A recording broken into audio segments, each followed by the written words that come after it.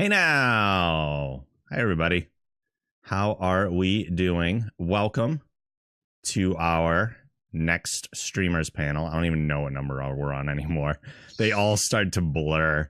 But we have a very special panel tonight because this is our ongoing month of Wonder Women. We have been celebrating female streamers all month long, every Thursday.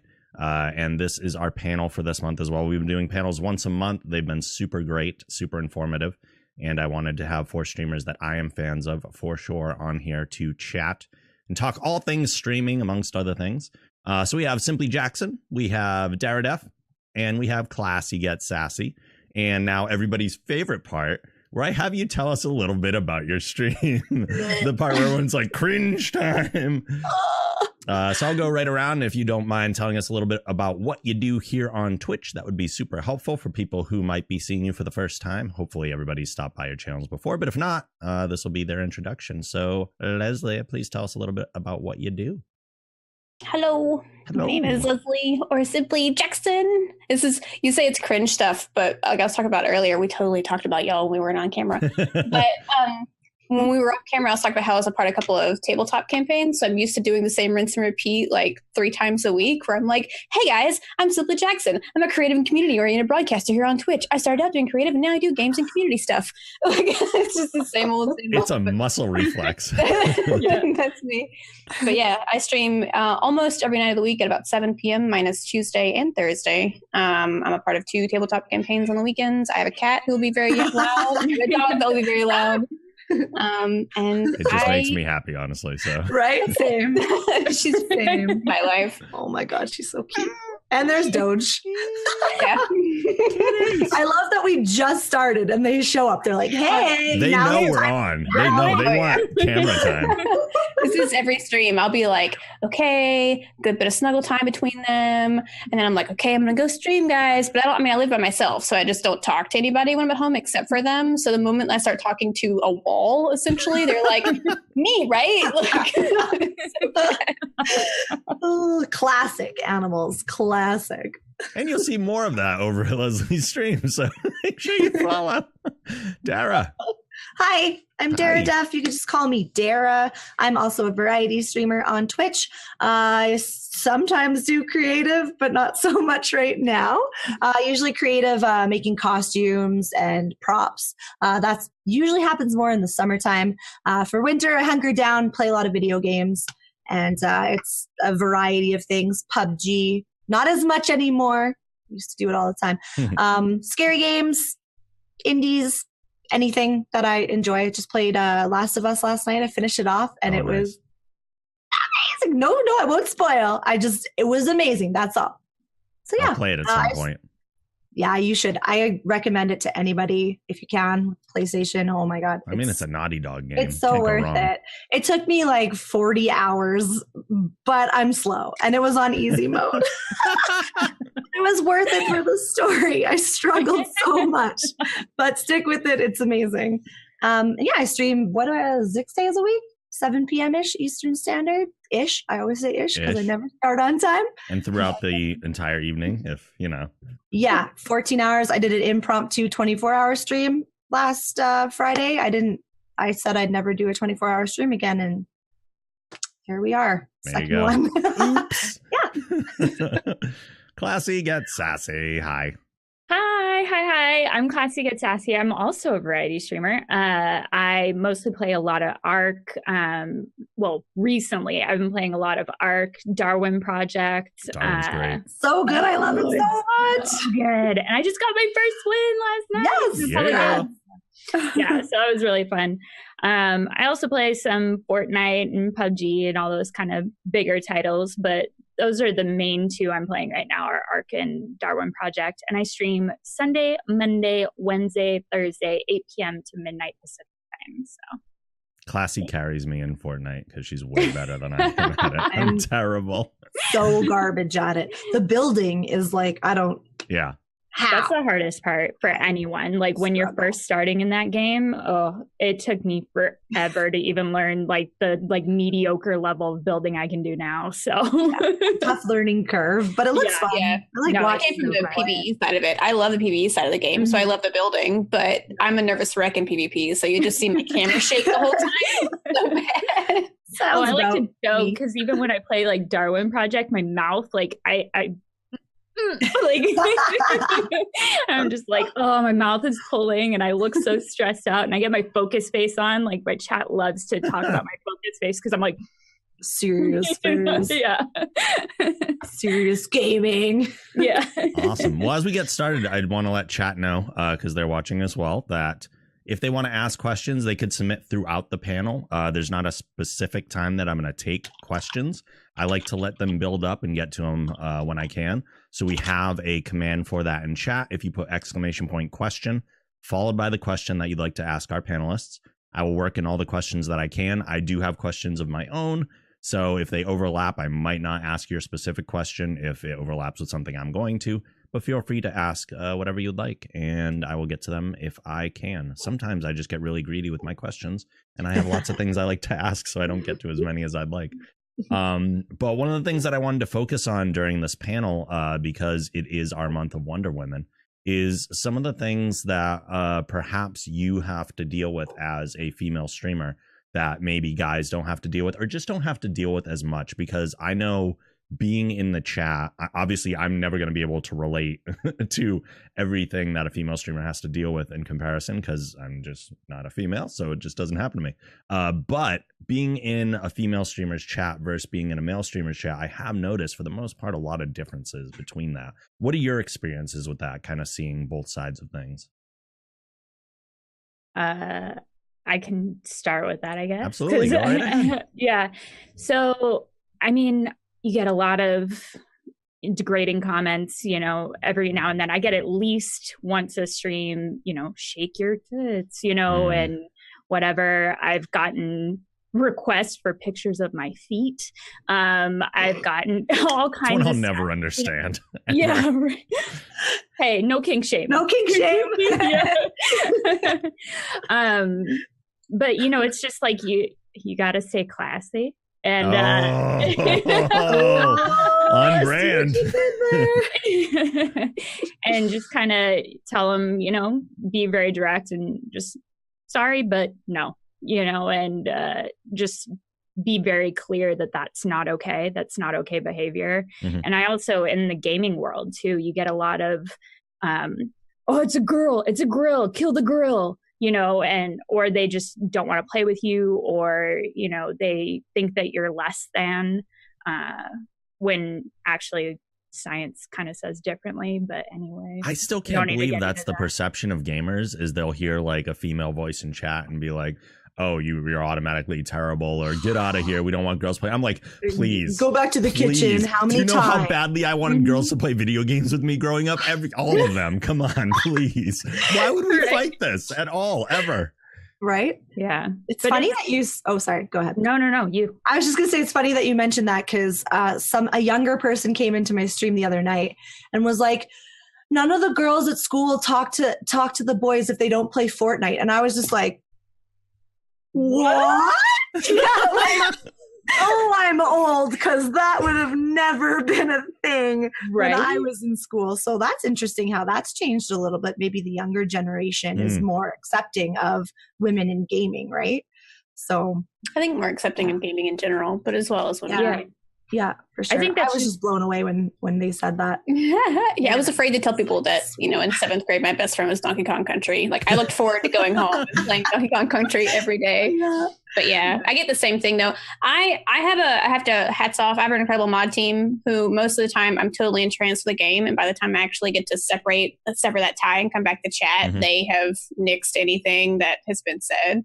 I do think that as a female streamer / gamer, but I'm not even really like a full blown like professional gamer. I just like playing in pastime kind of stuff. But I would much rather somebody come in and say, I enjoy your personality. You're really selling me on this game. Like, tell like your gameplay, etc. Like, oh, that build was good if I'm building something, or if it's art, something. I'd much rather that's a comment that's going to give you my attention more than coming in and going nice face or like whatever, you know, because that just feels very like if I wanted to go to match.com, I'd go to match.com. If I wanted to go to whatever website for dating, I would go to whatever website for dating. But I came to the website because I had 0 friends who did the same things that I did where I live. And I streamed to connect with people for that reason, but not on that platform, not on that basis to feel like I was going to be objectified for any reason, you know?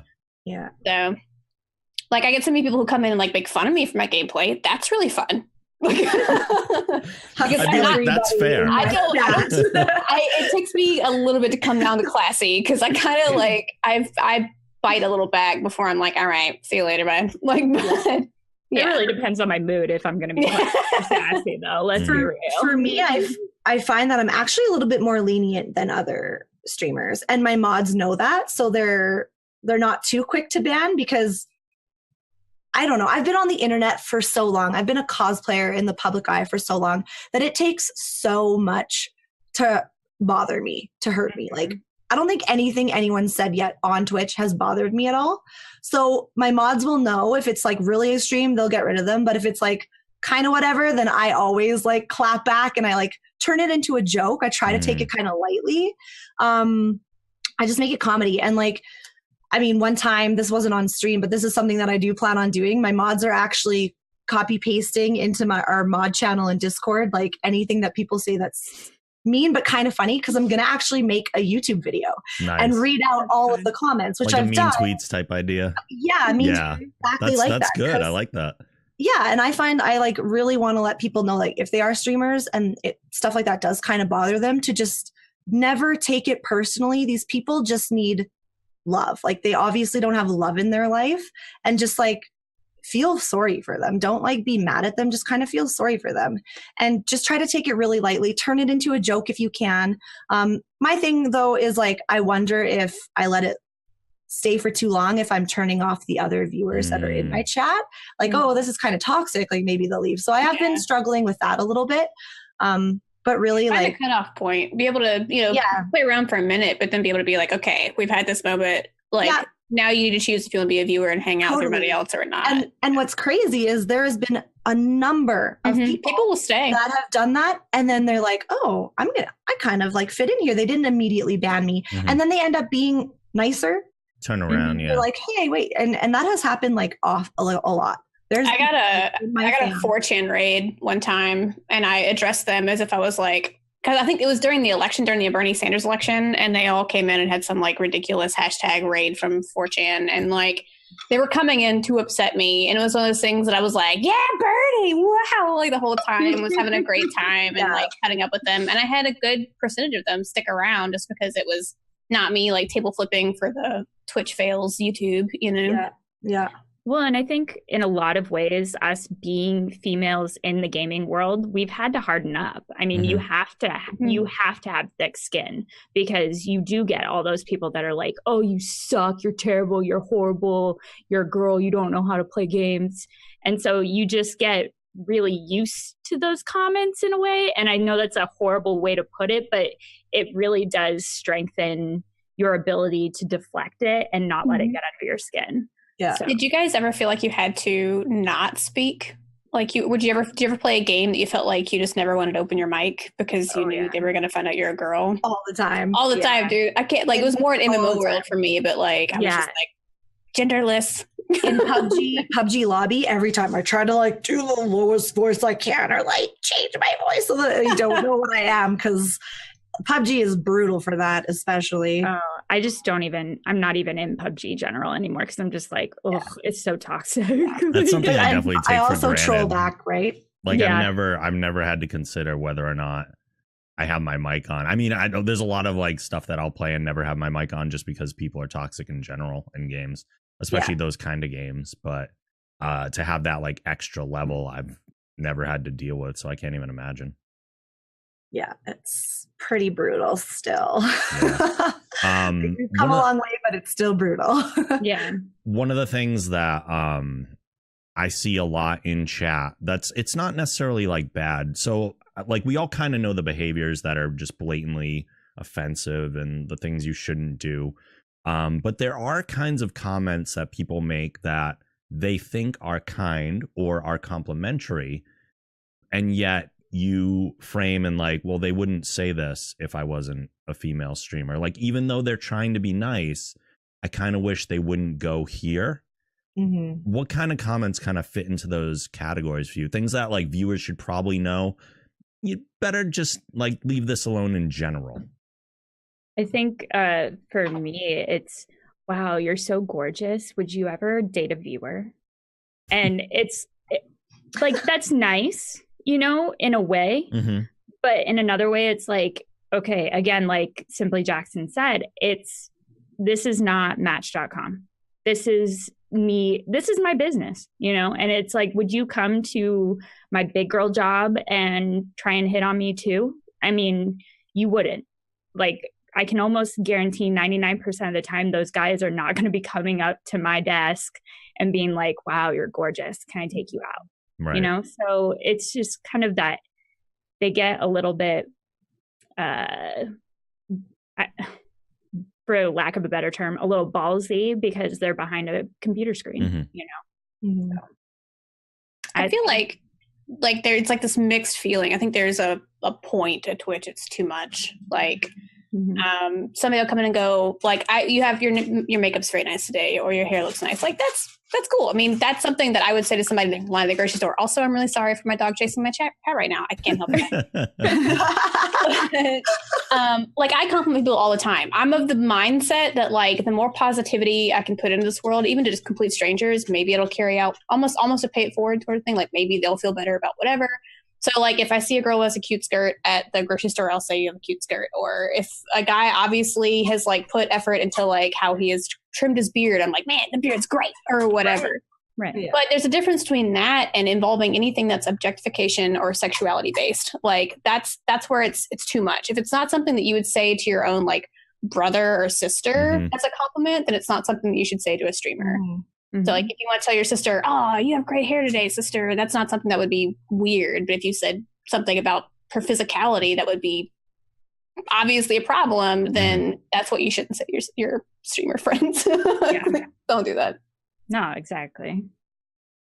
Have you run into that at all, Dara? Any areas where, like, you'd I'm, like, rather trying kind of to think of any, not. like, I know it's a situation weird one, and because everyone takes different comments different ways. So, like, somebody could say something in one person's chat and it's totally cool and totally okay, and then you could go to somebody else's chat and say the same thing and they're like, well, I'd rather you not go and it's there. Not okay. You really, like, I'm a firm believer when I go into people's chat and I'm brand new there, I'll wait before I talk just to feel out their chat, feel out how they interact with the chat, because I am worried if I say something that might be wrong or too edgy, right? I really want to feel out what the environment is first.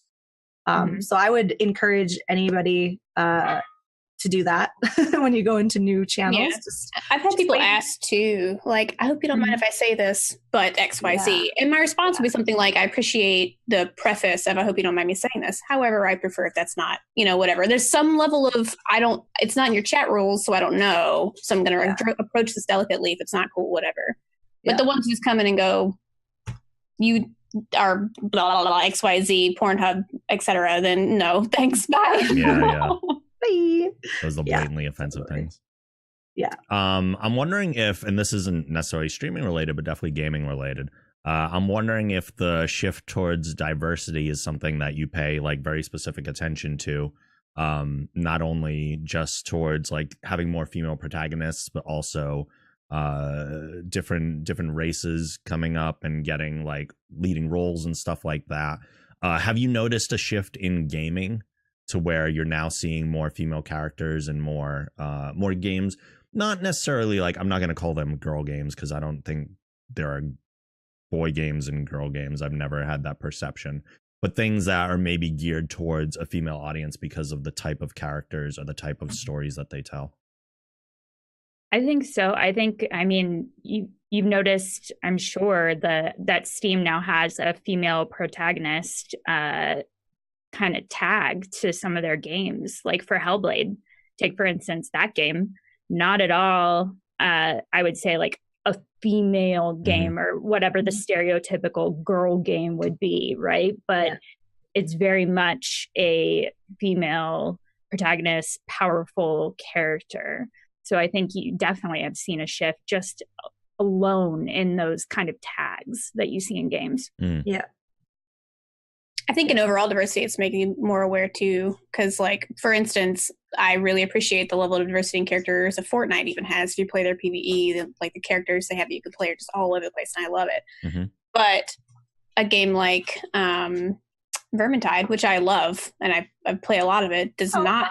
They say it's a fantasy realm. You have dwarf, elf, etc. But there's still within that realm a lack of what seems to be in our world racial diversity, and that feels a little like it's easier for me to notice now as a 32-year-old woman as opposed to when I was 15 and was like, all the people in Warcraft are white, whatever. Like now I'm like, whoa, this is a huge ordeal. You guys need to have potentially given people a variety of skin shades, maybe like just think about it a little bit, you know. Yeah.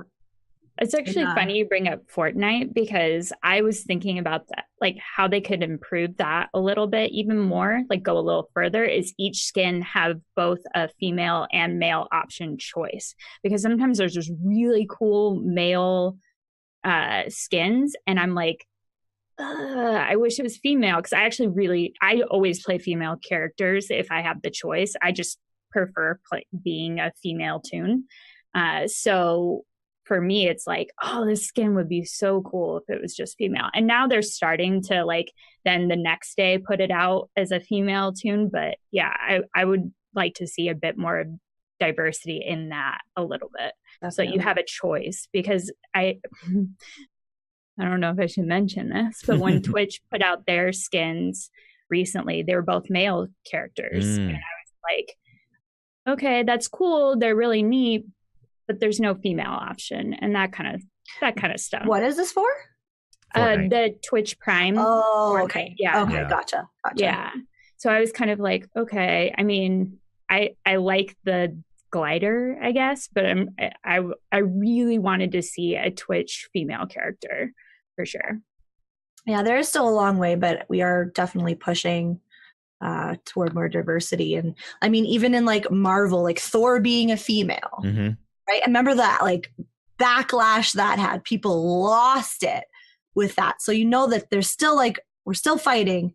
But like even Overwatch Laura Tracers, I don't really know much, but she's a lesbian, right? Like confirmed. So that's really cool. Like that's awesome, because people, like young people playing those games, see that and they're like, oh my God, I love this game so much. And this is okay. Like it's nice, because a lot of people play video games to escape reality, and the fact that the video games are now having a stronger female presence or ethnicity, different ethnicities, like that's awesome, because the people escaping and playing those games are like gonna feel more comfortable, right? If they are dealing with those kind of issues or whatever. It's pretty cool. So yeah. Are there any other games? We mentioned Fortnite. We said Hellblade. Overwatch has great diversity. Are there any games with like a female protagonist where you were just like, this is the way to do it? Like this was the right story to tell. This is the way they should have treated it. I think Hellblade's a good mention, but not just because of it being a female, but I think that there was a heavy amount of research that went into that character, both in her mental ability as well as like her like history, the culture, and everything that went into it. So it wasn't just we made a chick and we made her crazy. Like we made a chick and we went to the professionals to figure out where we weren't going to go wrong in telling her story. And I think it's not just about female, male, white or black, like whatever cultural diversity. It's about knowing that you need to fully like put yourself into that realm to put forward the story, instead of just being like, well, we just put the color on the skin tone, or we just put the boobs on the character, you know? Like there's still people who even in Overwatch are saying Brigitte or whatever her name is, Brigitte, they're saying that her armor is still too, like it's cool, it's full armor, but the significance of the look of breast, to be honest, is not something that would have been really prevalent or needed. Like, like you could round it out to being just a breastplate without having to add any sort of like there are boobs behind here like thing, you know? I think that's something that's been in female artist armor since creation of like women who wore armor in games and comics and stuff like that. So all the women's breastplates that never actually protect you from anything. They're just nothing. Yeah, I think it's one of those things that you really have to immerse yourself in it to like, i.e. like Black Panther, like there was a lot of investment in that, and the investment was in the right place. And to be honest, I listened to a podcast not too long ago that was talking about, not only was it the hero or the character that like African-American culture needed, but it was the hero and character that white culture needed too. Like we needed to see that, and we need to know that, you know, that's important as well.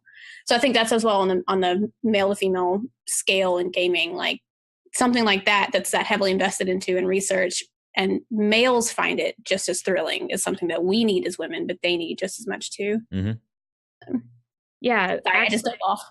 No, like I was actually just thinking when you were talking about like, you know, female armor and Brigitte, especially, I was thinking of Brienne of Tarth, right? Like from Game of Thrones. They didn't accentuate her breasts at all. I mean, granted, the character in the book is fairly masculine in flavor, right? But and in personality, but even still, I think they did a great portrayal of a very powerful, amazing woman who could be a really good role model for people without making her especially feminine. Absolutely. One of the other questions that came in from chat already was something I was going to ask. There's a lot of, when there's conversation about women in gaming, a lot of people focus on the negative sides of it and like what kind of troubles you run into, and especially as a female streamer. But on the flip side, what are some of the positive things that you've noticed about that? I think how do I word this without offending anyone? I think generally women tend to be fairly more empathetic in ways, and that can create a really positive, great community. I mean, my community is beyond my wildest dreams, and just of how they interact with each other, how much they care about each other and love each other. And I'm almost getting misty-eyed just even talking about it. You know, it's like, I think that's a huge positive thing that really, you know, that only spreads, that only gets bigger and affects more people. So I think that bringing that kind of positivity and empathy into this world that can be really dark is something that has really just shined a light in my world, you know, and in other people's lives and worlds too, and to be able to touch those people in that way. Anyone else positive things that you've run into? Why is this hard? I don't think it's brought up as much, so I think it is a harder question, because we tend focus to focus on the negative, right? Right, you're totally right. How often do we stop and consider, hey, this was a positive thing because I'm a female gamer as opposed to a male? I mean, I guess also just the more and more women that are gaming and putting themselves on Twitch, again, going back to like girls that are thinking about streaming or women that are thinking about streaming, there are a lot of women now doing it, and they can be positive role models for them. So the more there are, the more there will be, if that makes sense, right? Absolutely. No, it you will guys, continue to grow. So that's super positive. Yeah. Whether you want to accept that kind of role or not, you are role models for a growing, like, public female gamer community. Like, it's always been there. But I think now that there are so many like really positive, really great female streaming role models, more girls are coming out of the woodwork and being like, oh my God, like you can like just tell people you play video games. Yeah. I mean, look at the 3 hosts that GameStop picked for their talk show midday. It's 3 streamers. I mean, they're a varying in age. It's Lady Devon, Cynthia Ridling, and I can't remember who the other girl's name is. It's 3 Twitch streamers who are now hosting in stores across America a talk show about gaming midday. Like, and when I look back to when I was having to go into GameStop to buy games and I didn't play online as much, it would all been males. It was been weird to be a female going into GameStop to buy games, much less now seeing 3 that I know via streaming, like on the TVs talking about games. Also, I want to say in the industry, I've noticed so many more female like devs and people working, community managers and stuff in the industry, which I wouldn't even. I've been streaming for 3 years in September, and there wasn't as many out then as there are, like, or like publicly accessible or being utilized their full potential, like as they are now. I think that was definitely a big block until females in gaming and streaming became such a big thing. So that's just me. Oh, I agree. I've noticed that too, especially with community managers. PUBG, what's the company that does Tomb Raider? I'm drawing a blank. No, I can't remember. Crystal Dynamics? Crystal, yes, Dynamics. That's a female. She's a female community manager there. I have noticed that quite a bit too, an increase in that for sure. Yeah, I mean, you know, if you look at the top 10 of Twitch, even right now, it's 9 of 10 are all male. You know, so the fact, like you're saying, that's one of the positive things that we're just even streaming, you know, is that it's positive because we're only going to build on that. And you might even see it 50-50 at some point. You might even see it flipped at some point. You never know. But either way, it's amazing that we're even getting there. I think it's still, it's still a hard, it's like I say, it's a hard fight. Like in general, overall, it's a hard fight. It's still an utter pleasurable experience for me to stream. Like I've met some of the greatest friends I can have. Like the one person who comes in and tries to get a dinger off of me, like doesn't matter at all compared to the goodness that I've received in just one stream. So it's hard, and the fact to knowing that it's still there and that there's girls that are growing up still feeling like they can't do what they want to do because of the male dominance in whatever industry that it is.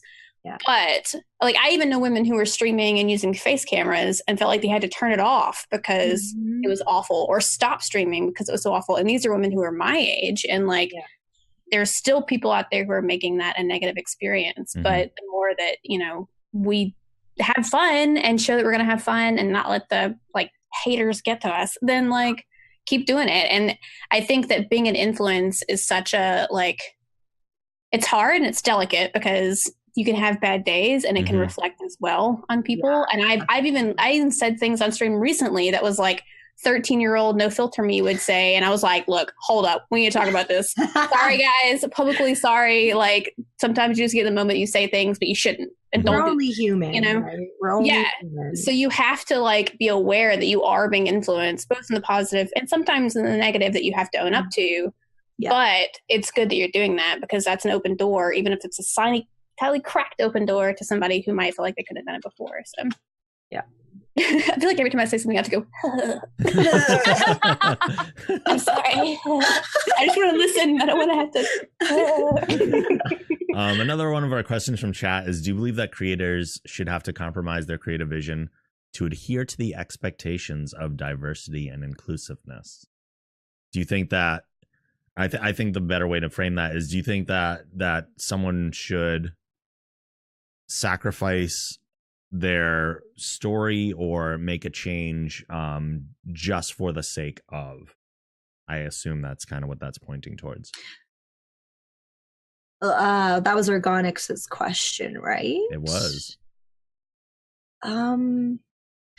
Yeah, maybe elaborate a little bit on it, Organix, just so that we know exactly what you're saying. But you mean like, say, I'm guessing, like, for example, if I was like, I want to make a game and I want this super hot babe, and like I have this armor like design sketched out, and she's got like her boobs showing and all this kind of stuff. Is that what you're asking? Like if I should, oh wait, let's think about the audience and let's think about where we are, where we're at. It might be, although if like it could be maybe they have a male character and at the last minute they go, oh wait, this will the female market's hot right now, maybe I should switch it to a female. It could be that situation, or it could be something like you're describing. Whereas I think certain people, I think there are ways you can not sacrifice your intent and still make the game you want. I think Bayonetta is a great example of that, where you can have a strong female protagonist, that overused phrase of strong female character, and still have her be like everything that you want her to be. But she's extremely sexy. Like they have found a good balance of like she kicks butt, but she also takes as many names as she wants because she can't, you know. Like, I feel like you can, and I feel like there's a place to come with that, as long as, again, it's not just gratuitous objectification. Like, if there is a platform to stand on for empowerment in that thing, then do it, as long as it's not some sort of negative push for anybody else. As long as you're not standing on somebody else's shoulders or objectifying any sort of like culture to do that, then that's fine. I think being inclusive I do marketing during the day, so being inclusive as a marketing standpoint is 100% something you should consider, as well as even in learning how to, like, so if I was creating comics, so I'm an illustrator, so if I was creating a comic, I would want to immerse myself in a variety of cultures in order to better represent cultures that I want to bring into the comic, because as a marketing standpoint and as a variety of what it's going to sell and mean to people, I want it to be that, instead of it just being a white girl makes comics and makes comics about a white girl who makes comics. Like, if that makes any sense. Like, I want to learn more as I create at the same time and try to be as fair and as open as I can in what I create. So, like, I, to be honest, had never like really drawn anything other than white anime people like for a long time, until like 4 or 5 years ago. And I was like, I'm just completely cutting it, and I'm going to draw as much as I can of alternate diversity as I can. And I loved it. Like, I loved practicing skin tones. I loved like pushing my library wider and understanding so much more about what I could do with myself as an artist by including a diversity, a variety into what I was doing. So it's one of those things that's like, you could bring in diversity and it's going to better you in the long run anyways. You know, you could talk about dogs who are going to yell at you anyways. But I think it's important to consider it as long as it's, again, on an empowering standpoint and not any sort of like belittlement of anything. As long as you're building up the diversity without putting down others. Yeah. No, that's great. Well, and I think ergonics, I hope I'm saying your ergonics. Thank you. Because he just said he or she just commented on it a little bit more. And I think like, because you were saying about when a game or movie is announced and it features content that makes the social media sphere explode into negativity. I think a great example of that was all female Ghostbusters, right? Yeah. That killed people. I mean, they went either side with that, and it was so extreme and so divisive. And they didn't falter on their creative content. They didn't change their vision because of the negative reaction. And I enjoyed it. I mean, I have a lot to say about the Ghostbusters movie. But here's the other thing too, is I also, while I recognize what they were going for, I don't think they necessarily accomplished what they were going for. Execute it properly. But then at the same time, I also feel like I'm not allowed to say anything about it because I'm not a female. Like, I feel like that's the perception that, like, I know I can say whatever I want and I'm fine with the consequences. I've made my peace with that. But I feel like there is a perception from the male side of things that, like, oh, this is not your thing to comment on. You're not allowed to talk about this. Granted, most of my perspectives don't come from whether they're female or not. They come from, I'm a fan of the original Ghostbusters. That's what I care about. But any negative commentary feels like I'm automatically put in a box of, oh, you can't talk about that because this is not your issue. Even if my issue is nothing to do with gender. Yeah. But I think that's the problem where it comes in, and that the horrible feminazi term comes in, right? Because you have to, if you want to make steps and strides towards equality, then you actually have to be that. You have to accept the discussion of the other side. Or if a guy wants to make a comment and it's a respectful comment, they just want to have like an open discussion about the topic, you have to be okay to have that discussion. Agreed. There's not going to be change, and especially in the male mentality, if you cannot have a respectful open discussion about the topic. If you then put them in that box that you're talking about for them not to be able to talk on the subject, there's never going to be any change. Yeah, exactly. Because then it's like you're constantly just going to be clashing, and you're doing the exact same thing. You're silencing them then. And it's not okay. You need equality, not one higher than the other. Like it's always gonna be tipping the scales if you're like that. You need equality. Like, that's what feminism is. And that's where that word bothers some people. Cause like a lot of people think feminism is like F all men, women only. Yeah, like Right. not like that, right? And Right. that's Feminism is getting everybody up to the same point. And the reason it's called feminism is because traditionally females have been judged on a lower tier and put into a lower tier, and bringing them up to the equal standard is kind of the true calling of feminism. Like, it's just equality. Totally. Well, and I even put an asterisk on that because I've talked about this, and I don't want to leave. I mean, we're obviously having a female discussion. I don't want to leave out transgender, everything like that. So this is not what I'm talking about, but I put an asterisk on that, and I talk about equality where there can be equality too, because I think there are many areas where we can't be equal. But like physicality and whatnot. Granted, there are some women that are way stronger than some men and things like that, but generally men are physically built a certain way compared to women, things like that. So we can't have true equality ever because I cannot have a baby.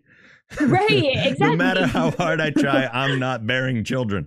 Exactly. I just want to watch that effort. They made that movie, not me personally, but they made that movie. But no, you're right. There are like actual differences, and there are reasons there are different genders, and we have to embrace those too. Yeah, exactly. So it's a fine line, because it really is. That's why for me, I've just always said equality where there can be equality. There's just some areas where it's just not going to be possible, and that's okay. It's okay to be different. Absolutely. Yeah, bigotry goes across all boards. Like there's going to be people who make poor decisions or don't educate themselves on a subject across the board, but will have an opinion, like, and will throw the opinion in your face. Like, it's every race, gender, shape, creed, size, etc. will all have. There's always going to be somebody who stands on their soapbox who isn't quite prepared yet to stand on their soapbox, is what I will say. But just for one of them, there's probably 6 to 7 others who are equally as understood in the subject, and somebody that you can't talk to about it. So two guys who feel like they can't, as a fair judgment and movie critic basis, discuss a movie because they feel like they're going to be put down. There's plenty of women who will listen to you. I want to know like how you feel about it. I love film, and I want to know how you feel about a film. And I know that I know Rob, but I know you well enough that you're not going to be like, it's just a bunch of chicks, blah, like you'll be like, they didn't pay homage as well to this. They did maybe too cliche here, et cetera, but I think it's just an equal understanding of the platform, and understanding that, if I'm not going to judge you for being a male talking on the subject, then don't worry about me judging you for being a male. Sure. Does that make sense? Yeah, I guess? yeah, no, absolutely. Yeah. Well, and I think, for me, it's like, I have a rule in my chat. There's really no politic or religion talk because people tie emotion to it too much. So that's where you can have a respectful conversation, is if you take away the emotion from it as much, because then that's where it gets personal, right? Like, is when people are tied so strongly into a subject that they're going to be offended if you even just say one word on the subject, you know? So that's where it's like, to have that respectful discussion and conversation, you have to take that personal emotion and feeling and kind of tie to it out of it to just be able to talk, one-on-one. Right. This is a really good question, actually, because it's something that I think about sometimes too. The element of community positivity came up. I'm curious if the three of you would have any tips for male streamers who often project fairly stereotypically masculine personas, anything that they could do to garner more positive, less toxic communities. Because I've noticed too that female streamers tend to have more, they have kinder communities, they have tighter communities. And I'm not going to generalize. Of course, there are males that have that too. But on the whole, I feel like females achieve that easier. Is there anything that a male streamer can do from your point of view that would kind of garner that more supportive community and less kind of masculine feeling community? Just be respectful of the women in your chat. It really is. If you hear one of your chat members, I know some very, very, masculine man. Yeah, like streamers. Yeah, bros, right? But if anyone in their chat actually starts talking down to the women in their chat, they will call them out on it. You know, they'll say, hey, bro, that's not okay. Cut it out. No, okay, man. Yeah, but you know, in their bro way, so that they're still in their persona, but showing that, hey, it's not okay to talk to women that way. Like, you're not going to get anywhere with a woman talking this way, just so you know, like, and making that known is definitely a way to bring women still to your channel and still have them be viewers. Yeah. I have actually like gone to streams like that where I have been scared to talk. And it's like my bad on my part, because there is that bit of like you're kind of judgmental when you just see how they are, like how they look, how they act. So that has definitely put me off from talking. And I mean, I guess they could like just watch other women's streams and see how they interact with their chat to kind of research and learn what's okay and what's not. It's like pretty much what I would say is just researching and looking at how other women, like how they handle their communities and how they do act, to know what is okay and what isn't.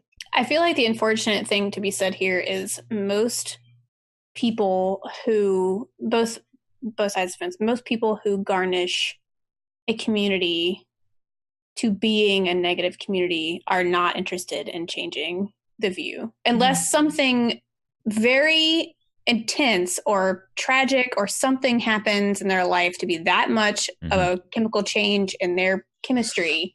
Right. Say, I need to change how I am, whether it be a witch hunt on Twitter or whatever, something that happens that goes, I really need to shake up my game and make it better. Most of the time, those people are not going to be interested in changing their ways. Yeah, the good thing I can say out of that is there's plenty of viewers that I know who have come to my chat and have been like, I have not seen a community like this. And they are interested in finding communities like that. So whether the influencer is being that person or not, there's still plenty of people in their community who are just as swayable to being a fair-minded individual as opposed to being somebody who is not. So yeah, I think that's where the heart is. I think that's where you say to the community instead, like, if you enjoy their gameplay, but try not to be, we're such an influenceable like thing as humans. We buy in so easily to things and change our opinions so easily to things. And it's hard to admit that, but that's how we are.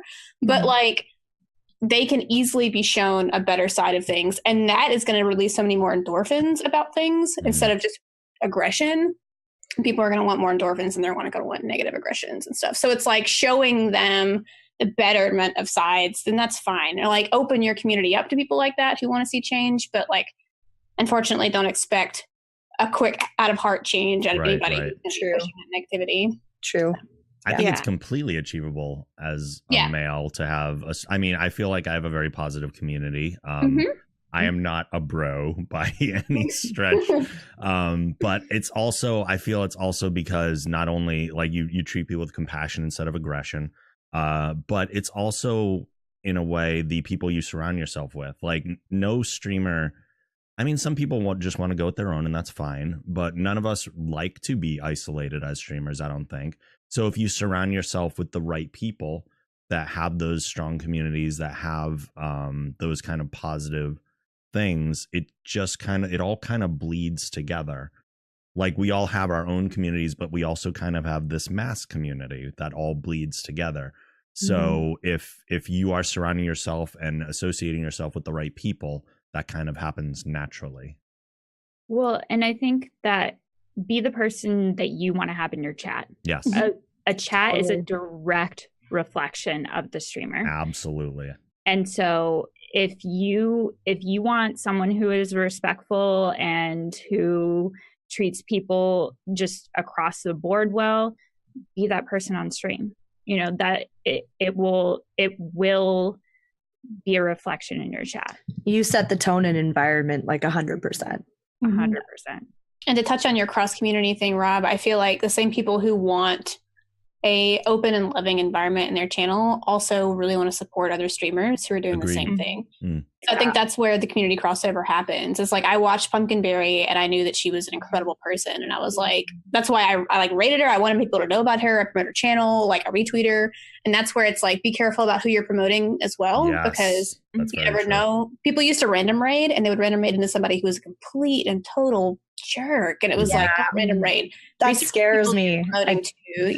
I do that often because it's whatever like game I'm playing. I'll be like, let's go find a new person, because most of the time it's awesome people, and we become like pals, and they raid me, I raid them, and like they become part of the community. But there is a few times that we've had people that are like, oh God, like why did I do this? And there's some serious regret there. But that's like maybe 2 people that I've rated before that I was like, oh my God. So yeah, it is scary to random raid, and I have thought about not doing that anymore. But you should task a mod or community manager of yours of seeking somebody else. Like, yeah, that's actually a good idea. Send a message to one of your head mods and be like, hey, in about 15 minutes we're wrapping up. Do you want to spend that time investing in? That's a really good idea.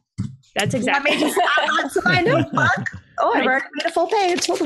Yeah, to extend on that, that's exactly what I learned to do too. Is I will let them know in my mod channel in Discord, and I tell them, hey, let's raid someone from this community today. Let's raid someone from my stream team today. Let's raid one of my friends, and I have a list for them.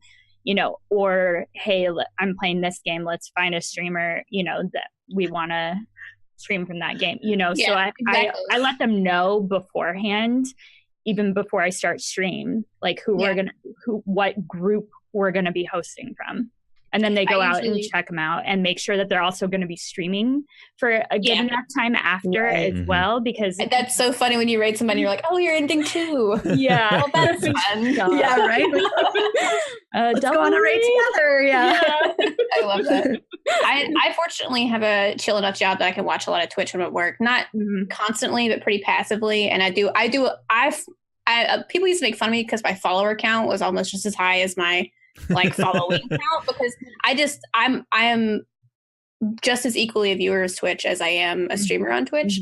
So during the day, I tend to dive into communities and dive into other streams and things just to see who's making things, because I personally want to not only be inspired by them, but also like push them up too. And that's one thing that I wish I love my day job. Don't let me go. It's totally fine. But I wish I had the daytime time to pull double shift streaming on other days, because there's so many people I know who stream during the day that I want to send love to, and so much, because like that is inspiring to watch how many people are growing and streaming, and people who were like, I don't ever want to stream. I don't know. I'm so scared. And like now they're streaming, and you're like, go get them.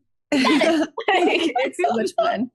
But yeah, definitely invest in who you're going after too, because you never know. Yeah, as a heavy like collab channel, myself and my CM do a lot of vetting of streamers, because one, we have to be very protective of what kind of content we're putting out, who we're associating ourselves with. Like we check their streams, we'll watch VODs, we'll check their social media to make sure, because you got to be concerned with all of it. Like, I'm really surprised you have me on the show right now. Same.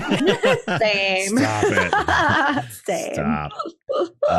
So yeah, I mean, on the other hand, great. Do the homework, and if you don't have the time, there's enough supportive people, hopefully within your community, that'll help you out with that. Your mods, your CMs, your everything. Yeah.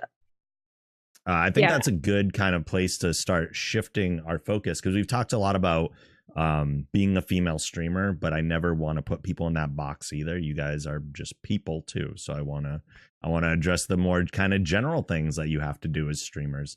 What kind of got each of you into streaming in the first place? How did you discover Twitch? How did you say, oh, that's a thing that I want to do? I can't remember what I had for breakfast. How do I remember like when I started Twitch and why? I actually started streaming in like 2013. I had a different channel. Oh. It got hacked and my channel got banned. Oh, wow. So I like to tell people I got banned and then make up like some crazy reason why. But it's the Joker Scar story thing. Yeah.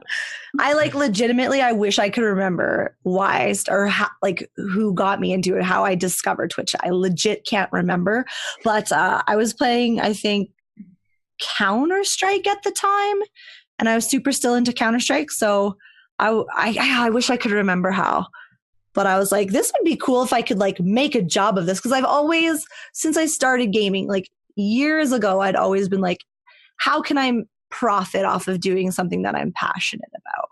Right.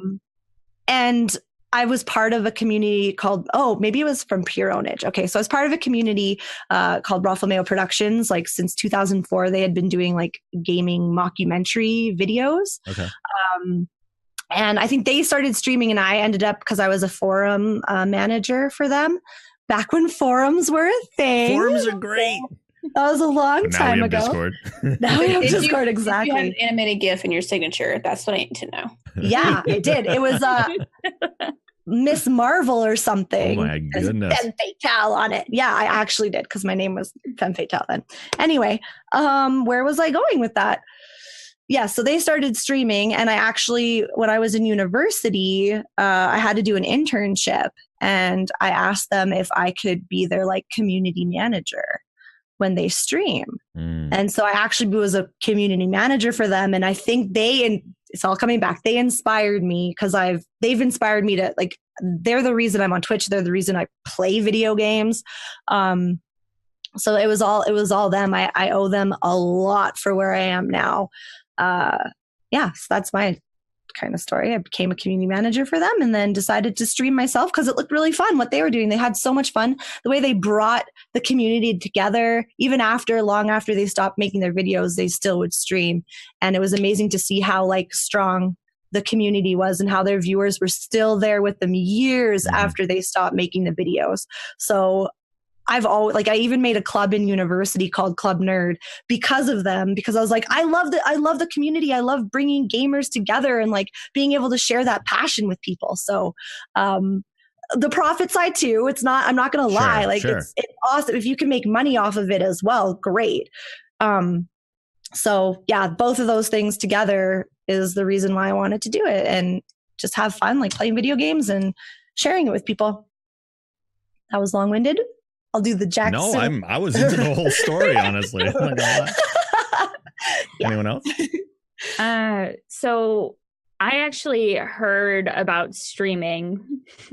So I've always been a gamer, like ever since I was a little kid. But I didn't really know about streaming until about 2013, like you were saying. And a friend, a real life friend, and also now a viewer in my channel too, was like, hey, you should stream. I'll teach you how to play League of Legends, and you're going to make thousands of dollars a month. But, and I was like, yeah, okay. And so I put it off, and I didn't start until June of last year. And it was really because of, like Dara's saying, like, I went through some big life changes, right? And I really started to reevaluate my life, and I was like, okay, I need to focus on what I'm passionate about, how I want to spend my time, and focus on those things to just have a more positive, fulfilling life in general. And so that thought creeped back into my head of my friend bringing it up to me, 4 years prior. And I was like, you know what, I'm going to do this. And I had never even seen anyone on Twitch before. Like, I hadn't seen a single stream, and I just started like blind, right? And, but it quickly became such a passion for me. And that was the instant I knew I need to do this. I need to do this, not just want, but I have to have this in my life. So. Awesome. Leslie? Yeah. Blah, blah, blah, I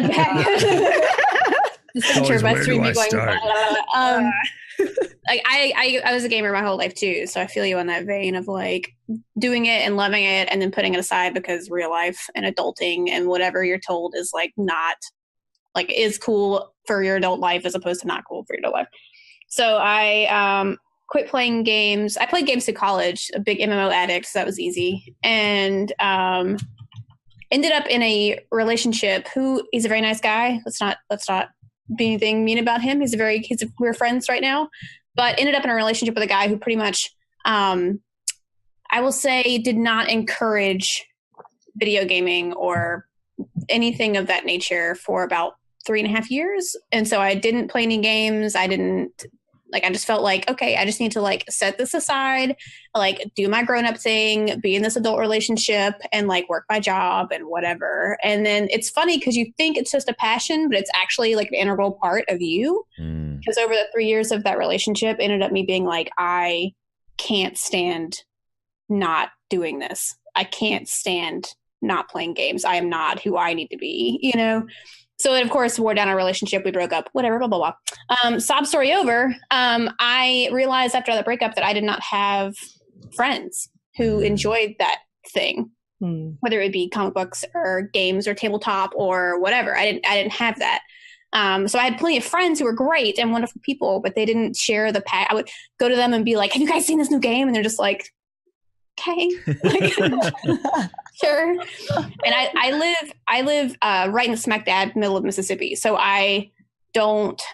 it's not exactly a large affluent culture here either. Like, especially at my age, I'm over 30, like finding people who are over 30 and care about games and not just about the growth of family life is really hard. Not that that's not a good view to have. It's just not the view that I have. Therefore, it's not exactly the most cultivated view here. So I decided to start making YouTube videos as an outreach, as kind of like I need friends who enjoy the things that I like because I'm kind of depressed in the fact that I feel like I'm the only one. And met a guy named The Asian Invasion who also made videos, and he had like a community. So on YouTube, you have like your YouTube communities you could be part of for promotion and stuff like that. Had no idea that was a thing. Became a part of his community, and then started watching him stream, found out that there were creatives who streamed, got right back into painting, and then started streaming on Twitch because of one person, like, including me in their community and telling me that I could do it, and then went live or whatever. So between him and the, if you guys know Monkey on Strike, he used to be a creative streamer, but then was like head of creative for a little while. He was also extremely encouraging for a lot of people who were like, I draw stuff too. Should I stream? And then you start streaming and it takes off from there. But yeah, it was definitely a full-on outreach thing where I had personally isolated myself a lot from people of both the art nerd culture and the gaming nerd culture and all that stuff, and found myself on this island where I was like, hello, like, internet help, you know, and immediately found people who were like, let's go, come on, like, let's be friends, let's hang out. So I can't encourage anybody anymore to just do it. Like, if you're thinking about streaming and you have the equipment to do it, then just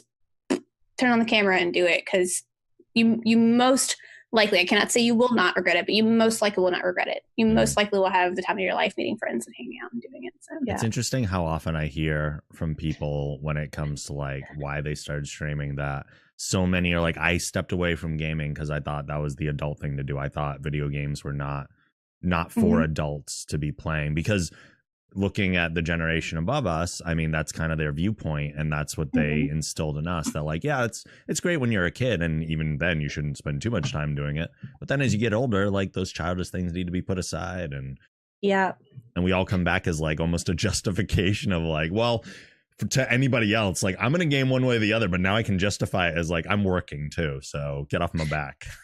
That's why I'm like super grateful for Raffle Mayo Productions or Pure Ownage, because I was really young when I was just getting into high school when they started making those videos, and they're older, like they're all like 40 now and still like loving playing games and still streaming and whatnot. And so, I mean, I am grateful that I never had that, like, I was never disconnected with video games, because they were such big role models for me, and they were always gaming, and they are always making these videos that were all about video games. So I am super grateful for having them in my life. Yeah. And it's funny you say that, because I took a long time away from gaming too. I took like 5 or 6 years even when I was in college, and I took, I got a lot done. I accomplished a lot in my big girl world, But my core group of friends I met actually playing WoW and back in vanilla days, and and it was funny because I seriously started having that thought, like, I'm not interesting to my friends anymore.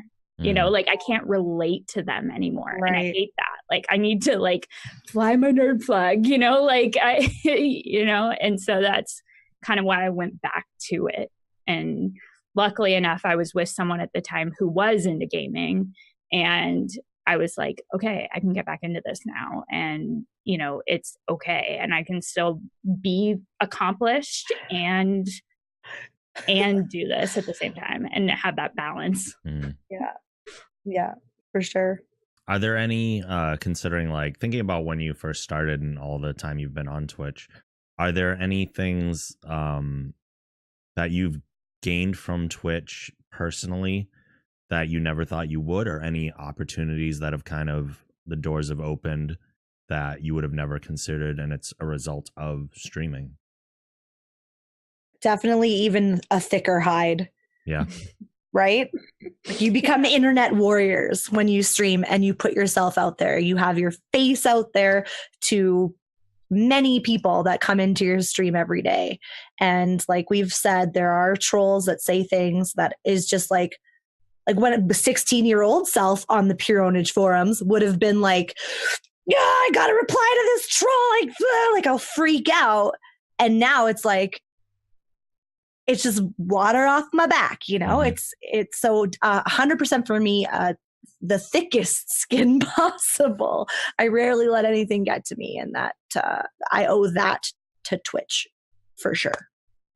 I also kind of owe that, though. I mean, I talk about this too because Simply Jackson and I apparently are the same age, 32 as well. So I kind of put that in my 30s too. It's like, I don't know about you, but I give less of true. I know so much more about that's so true. Yeah. You know, like, yeah. And sure. Really, that's the way to be almost happier in life. It's just to care less about things. Oh my God. Yes. So really, there's so much pressure in your 20s of like, who am I going to be and where am I going to go? And even still, there's still pressure. I mean, I feel like I am still evolving and changing as a person, and it's still a fun ride. And hopefully it'll always be a fun ride. But like that pressure, especially if you're early 20s, you're getting to the point where you're about to graduate college, and you're just like, I must be successful or else, you know. Well, I can tell you as a 30-year-old, like I'm still working a job and playing games and streaming. I don't make millions of dollars, but I'm super happy with who I've become. Yeah. And like you just find more of who you are, and you're gonna get a thicker skin anyways. Like, yeah, there's a lot of people who are like, I don't know who I am. I'm like, don't worry, you're never really gonna know who you are because you're always gonna be changing. Yeah. But you know, in your 30s, you've at least gotten to this point where you're like, okay, I think I'm all right now. So I'm going to be okay, you know? Yeah, this has been my favorite age decade so far, because it's just like you're so much more comfortable with who you are. And I really feel like you're saying, you know, I've come into my own on Twitch too, you know, because it like is just that extra level of confidence and that extra level of a thick hide, like Dara was saying, you know? Yeah, for sure. Yeah. From the things you've learned on Twitch, if there was someone coming to you and saying, I'm thinking about streaming, and I know there's a lot of different things. There's like the technology side, there's the performance side, there's networking, there's all the things to do. If there was like one thing I should focus on being brand new, what's the one thing I should focus on first before I tackle like everything?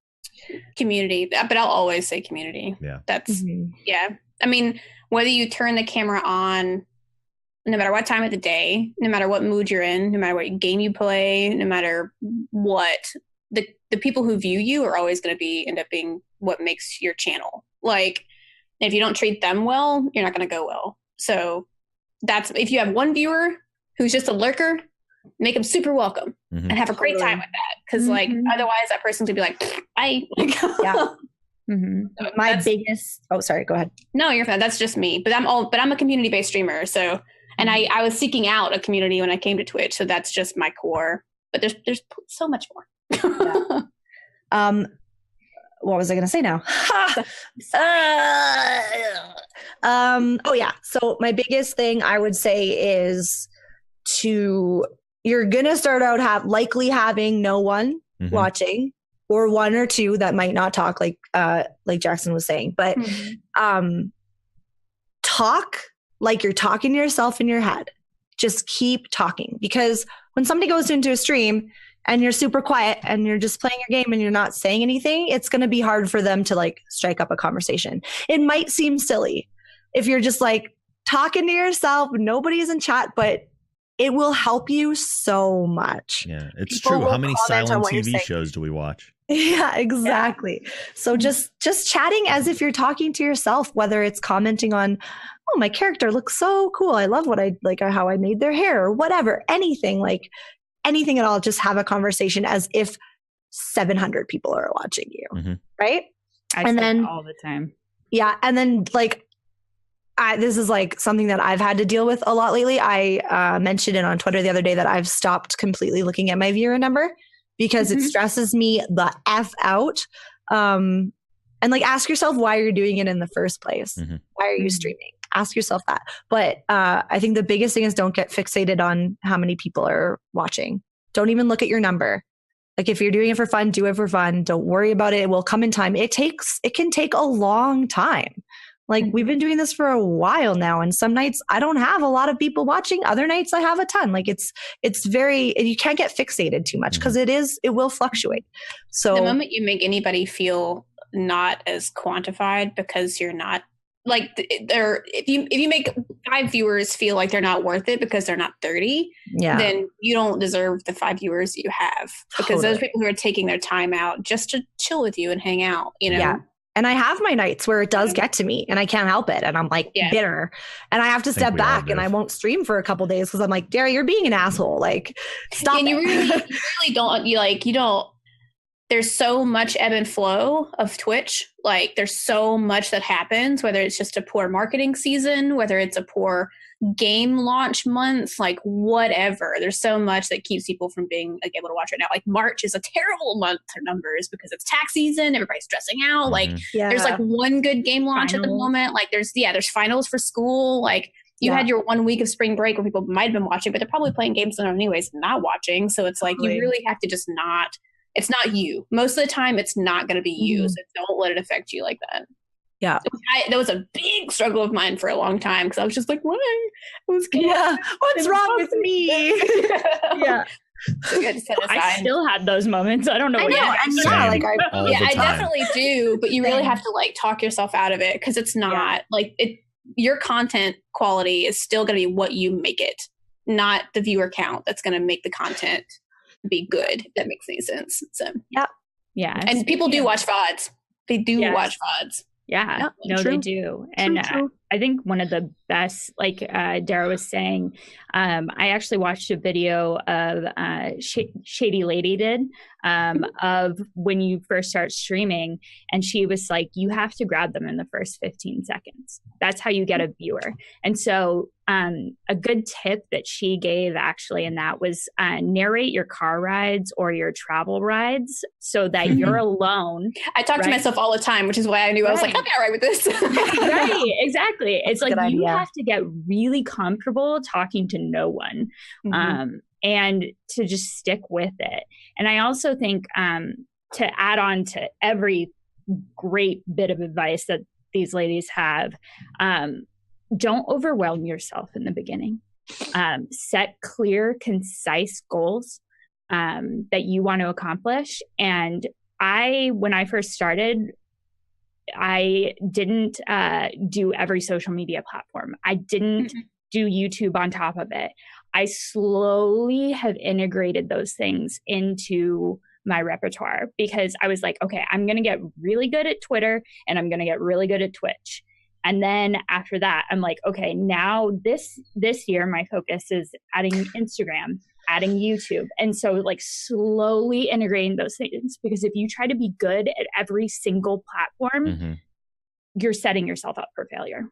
And I'm going to do an upside down exclamation point and end an exclamation point. Do not make it about the money. Like, seriously. do not make it about fame or about the money. Make it about outreach, make it about positive influence, make it about you making friends, make it about whatever is going to make you feel good. But do not make it about the money, because once you do, you're going to realize, I've been a partner for 2 years and I still don't make very much money. Like, you're not going to make a lot of money. It will take effort and growth later, and it will take investment and time spent in it later. But if you dive in going, I'm going to get partnered, I'm going to get those donos, I'm going to get that sponsorship, like whatever, you're going to be extremely sad. You're going to be sad. And to touch a little bit on that too is like, don't think about having to have the highest technology when you start out. You don't need a green screen. You don't need like a good camera. There are like massive streamers out there who don't even use a camera or have like a somewhat shitty mic. Don't put so much money into it right off the bat, because what if you actually end up just fucking hating it? It's like not your thing. Then you've wasted so much money. So like, I know there's been a couple people that have come to me and been like, okay, what mic do I need to get, like this and that? And I'm like, you don't need the highest tech. That's not it. People aren't coming for your technology at all. They're coming for like the entertainment or your skill. Like they're not worrying too much about, obviously if you have a mic that's like, they can't hear you, that might be an issue. But I'm just saying, don't put all your eggs into one basket. I'm just being realistic. There's some really big streamers that I know that still use headset mics or still use just C920 cameras. But C920 cameras now still $40, $30, $40. So it's still an expense to some people. But it's still like, there are still streamers I know who just make it about what they're streaming as opposed to the ambience of the era of where they live, as opposed to just the game that they're involved in. Granted, if you are an audiophile, invest in that, but now you're going to use it later for like voice acting or whatever else you want to use it for. But don't be like, I'm going to buy this $300 mic, I'm going to get this $400 mixer, I'm going to do all of this, and then a month later be like, will it sell on Craigslist? I really hope so. And there's a lot of like really good YouTube videos out there if you are interested in seeing like, relatively like decent price stuff, or like what's a really good mic that's like inexpensive. So make sure that you do your research first. Also, if there's a sound that you like, go to that streamer's channel and look at their equipment list. Not only that, but if you use those links, you're actually going to help the streamers out too. So exactly. I should make a panel of that. And anybody starting right now, like, you guys are super, super lucky. Like, there's so many companies out there making quality equipment at affordable prices. There's tons of resources. Definitely. It's so good. Also, be careful about your USB usage, because you're going to have a lot of them. Go to your tech savvy friends, talk to them. There's so many resources. There really are. I always give people like the same 2 pieces of advice. And one of them is kind of just creative in general. Don't wait, do it. So if you're waiting to have the perfect setup, the perfect content, the perfect this, that's never going to happen anyway. So start now, because starting is the hardest thing you're going to do. Also, the biggest thing that I learned was I spent the first year or so streaming trying to be like everybody else that I liked watching. And then I realized that I am not everybody else that I like watching. I'm different. So I started shifting the direction of things to do the things that I feel like I'm good at and I enjoy doing more. So I actually do very little gaming now, and I do mostly different stuff like this. So find out what it is that you want to do the most and do that.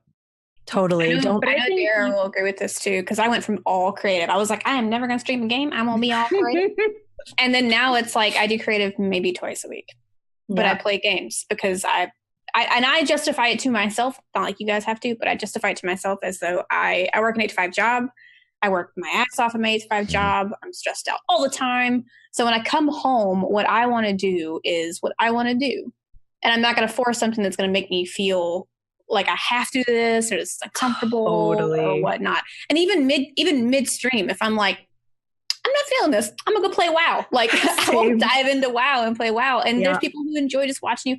I had somebody who's a bigger streamer than I am, somebody I look up to majorly, comment to me on Twitter in a DM saying, I don't even like WoW, but I watched your WoW stream and I want to let you know, you said it a couple of times on your stream, people don't like watching World of Warcraft, or I was worried about my viewership changing because I didn't know if they would like World of Warcraft. And he was like, I don't even like World of Warcraft, but I watched you play it. I think you should keep doing it. And I was just like, So like play what makes you happy and people are going to want to watch it, or do what makes you happy and people are going to watch it. So totally. Daredef's the same way. Like you weren't happy with creative and the direction creative was going and you started playing games. Yep. And I mean, just also like in the winter, like I'm out of work, I do seasonal. So I can't afford to pay my rent and get groceries and also spend so much money on materials and stuff, right? Like the revenue that is coming in from Twitch has to go to like living.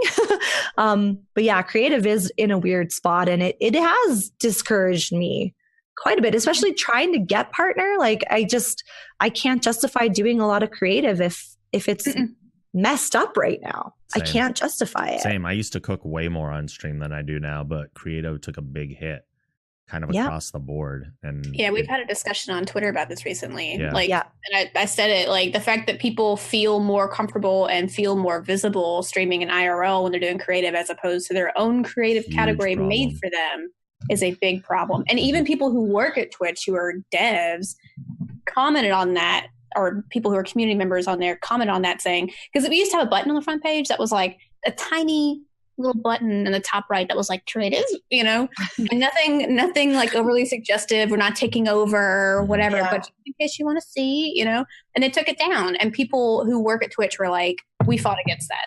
Like, I personally am sorry we fought against that. And it was like, and I think I mentioned it in the Twitter message, but that they took away the auto hosting rotation on the creative directory. And like, I felt so honored. I was like, little old me on there. I couldn't believe it. And it helped. I just got chilled up saying that because I knew that feeling. You know that feel, right?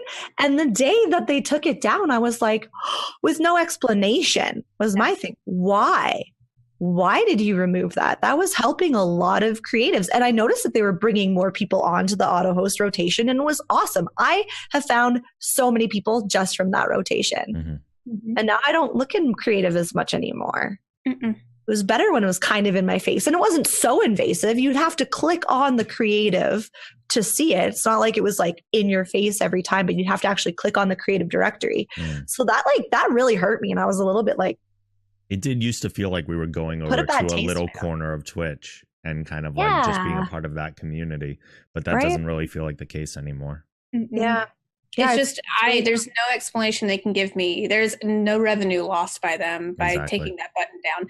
Sure, maybe revenue was lost by having to hire somebody to do the front, like the Jumbotron, the creative Jumbotron as we called it or whatever. Maybe they needed to push that person over to something else. And that's it sucks, but that's fine. My biggest qualm is that button gone, because it's like it was literally like 300 by 400 pixels. Right, how much real estate was it like, actually how taking? What ad revenue are you making off of that's gone now? Like I can't. It just very much expresses to me how Twitch feels as though there was a big push for diversity and expansion, and then now there's this hard push back into gaming only, and it's I'm very interested in seeing where it goes.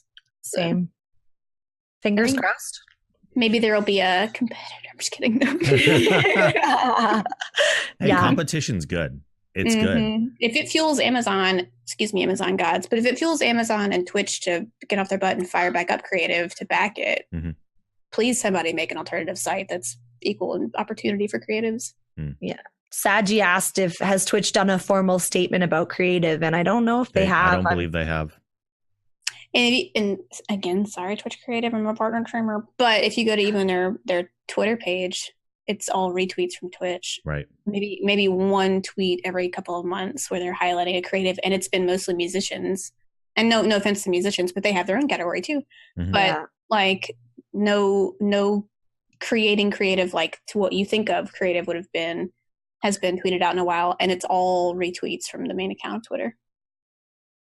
It almost seems like adding so many different like sections, like musicians now have their own, is not helping. It's hindering, right? Yeah. I think going back to the original question, maybe I'm just doing this because I don't even remember what the original question was. Tangents are fun, guys. Tangents are fun. No, they are. I'm like, I like watching creative. I'm in amazement of people who are creative, but I think going back to what Rob was saying, though, I think about, those who are starting out and those who want to get started streaming, I think still watch those people, though, and pick out the things that you do like about them as a streamer is really important. And kind of emulating that isn't necessarily a bad thing. Just don't be them. Be yourself, but no. But also buckle up, because it's a lot of work. It's a lot more work than anyone can fathom who's just starting out. It's 24/7. You're constantly on social media. You're constantly thinking about your stream. What can I do to improve? What can I work on tonight? What can I be doing? What can I adjust in my one little overlay, like that will look that cool, or be like a cool little just thing that hopefully someone will notice and comment on, or whatever it may be. You're constantly thinking about it. You're constantly working on it, and don't even bitch. Oh my God. Anyway, but it's constant work and fun work, super fun work, but it's a lot.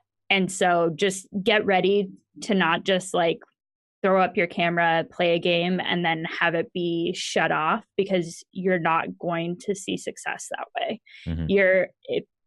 You've got to constantly be touching your channel, basically, and constantly have it in your mind. And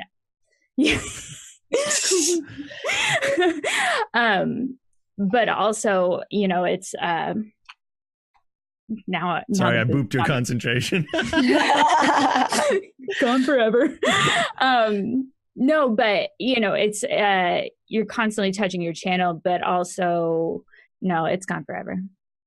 No, you're fine. I was gonna say in counter to that though, like, don't be afraid to take time off. Oh yeah. Yeah, I was just gonna ask. I know a lot of people are worried about that. Yeah, so because this is something that's always on our minds, we're always like attached to the Discord or to the channel or to the social media. What kind of things do you do for you that you don't necessarily do on stream? Or maybe it's something you do on stream, but then you enjoy it in a different way when you're not streaming. I'll quickly, it's nothing big, but like, no, please go. I started. I want to hear more streaming Daradef stories. It's not that big. It's whatever. I started playing World of Warcraft, like streaming it. I had been like horribly addicted to it, like legit, quite a few years ago when the Burning Crusade came out. Like it became a problem, and I did wake up one day and was like, "Holy shit, this is a problem," and I did stop. Were you having dreams about WoW? I was, oh my God, I would play for like 16 hours. I would go to sleep. I would dream of me just like doing menial daily tasks in WoW, and then wake up and then do it again. I lost a job. I got fired from my job because I was so addicted to it. I did stop. I woke up and was like, I'm so glad that I don't have that's the only thing I've ever been addicted to. I don't really have an addictive personality, but I did wake up and was like, this is becoming a problem. I'm lying to my friends about like being too busy, or like, oh, I have dinner with I've never sat down and had dinner with my family like ever all together at once. But I'd be telling like all these lies, and it was like, I don't want to be like this. I'm losing RL friends. Like I'm making great ones and wow, but I'm losing real life friends. I should stop. So I did. And then I've just been like, I still would buy expansions, get to the level cap and stop. But I recently started streaming it again. You'll find, I went through the same thing. Quick side note, I went through the same thing. Totally addicted to it. Totally a problem. Did not finish well in school. I had to go to an extra year in school because of it. Quit playing. And now when I play, I find myself being way easier to cut it off. Yeah. I am not like, I'm just like, nope, that's fun. See you later. Like, yeah. Totally. And like, okay, the question was the question. Right. I was like, no, it's okay. I was just doing like, I'm leveling up and it's not as like interesting, I find. And we were you're just talking about how you were worried about playing WoW, if it would like affect your like people watching and whatever. And I do feel like it might not be like super great for me. I do have like a lot of the viewers that come play, and we do like, we started up a guild and it's awesome, but I want to wait until we get to like end level content before I stream it again. But I have noticed that I actually really, and I haven't told my viewers this, and they're I know they're here, and my friends, but I've actually really enjoyed playing it after I'm done streaming. Like it's a good wind down game, yeah, and like I'll dungeon with some of the pals, but I won't go on voice because I've just finished talking to a bunch of people, and it's actually been like a really nice outlet for me. Something I usually don't game off stream, like ever. But it has been really like nice to just shut off stream, pop on WoW for a little while, do some dungeons, and just like chill. So I think that was the question, right? What do we do? What do you do in your pastime? Okay, in the off streaming, it's the one game that I do quite enjoy not streaming and just like taking that time for me. So. My community makes fun of me because I have nights where I'm like, and offline. And then I'll go and do stuff in WoW. And it's just like herb gathering or like mount grinding or like whatever. It's just like an idle. I don't even have to focus on it. I can actually watch Netflix at the same time that I'm doing it, but it's such a like good cathartic like wind down game for me that I don't have to hang out with people and play. Not that I don't want to hang out with my community, but I have to have me time too. You know? Totally. Being social can be draining. Oh, tell me. Apparently an introvert. I was just going to say that. If you're an introvert, it is tough. And it seems like most streamers are. Almost everybody that I've talked to are like, you would never think that I'm as shy a person or as introverted in person. But the energy that required, like even in an atmosphere like this, like the energy required just for being on for this long is draining. Yeah. Totally. I still experience like dread going into it too. Like even with the show tonight, I was super excited about it, but like the 30 minutes before any show, I'm just like, I don't want to do it. I don't want to do it. I don't want to do it. Like, no. Same, nervous. And as soon as you get in, you're like, okay, it's fine. But I still deal with that. Like, I just want to wear my bathrobe and eat Cheetos and watch TV and not do anything. Yeah. I usually like warn people if I'm going to meet anybody from my streams, like in person, I'll usually warn them and be like, just so you know, I'm actually kind of an introvert and I might not like, don't have an expectation of what I'm going to be like if I'm going to be like how I am on stream, because I am quite introverted and I do act a little bit differently. I get social anxiety like big time. I always get worried that people are going to be like, oh, she's nothing, or like she's acting on stream because she's nothing like she is when you meet her. So I do kind of like have to be like, just so you guys know, I'm a little bit shy and kind of nervous sometimes. It takes me a little bit to like get out there if there's a lot of people around me, which is funny because I go to so many cons. You'd think I'd get used to it, but like I get pretty like anxious. So I like warn people. I'll be like, I'm not like acting or anything. I'm just different in crowds in person. I think everybody is a little bit. Yeah. See, it's funny you guys say that because I'm very much the same person that I am on stream as I am off, but I am an introvert. I am very much an introvert. And so I know that about myself. So I just schedule time where I'm like Saturdays, I hardly am on Twitch. I hardly touch Twitch. I hardly touch my Discord. I'm like, that's my day. Yeah, that's my day where I'm like, for the most part, like I'll still touch things here and there, boop. But but for the most part, my Saturday is like my sacred day, right? Yeah. Like where I recharge, because otherwise I would just go insane because, I am an introvert and that's how I recharge, is just on my own and doing my own thing and, playing PUBG off stream because it doesn't really stream well for me because I am community based and, not able to talk as much or whatever. Yeah. And plus, like, I'm just not as good on stream in VR games as I am. In any game, honestly. We all are like 50% worse at every game when we're playing on stream. Yeah. And that's why when people, they say you're trash or whatever, I'm like, okay, like, be like, you try doing this wrong. And talking to chat at the same time. Good luck. Yeah. Well, and not to mention, I never would claim to be a good at any game. Like, I'm not ninja, right? Like I'm not that, I never would claim to be a professional gamer. Like that's not what I am. Just because I'm on Twitch doesn't mean I'm actually like great at any game. I really enjoy it and I like hanging out with you guys. Like that's it. So yeah. Yeah. People I've dealt with a lot of watch that lately. Skill. Yeah. That's one of my complaints. I've had less of the like objectification, sultry, whatever comments, and more of the like, but actually you didn't do etc. thing. Oh that actually man, the people backseat gaming. actually because I completed Cuphead and I started playing Dark Souls for the first time, and it's like those are games that are very loved by their community, and that community has a really hard time expressing that love for the game in a constructive format, as opposed to just like, but why did you use your dash? You know, like whatever. And so I have to tell them, like, I've been gaming since I was like 8. Like, I can figure it out. Like, you have to give me the time. And if you're not interested in being a part of a stream to let me have the time to figure it out, then there are plenty of other streamers who are playing the same game or doing things that you might enjoy more than sitting here and having to watch me play this, you know?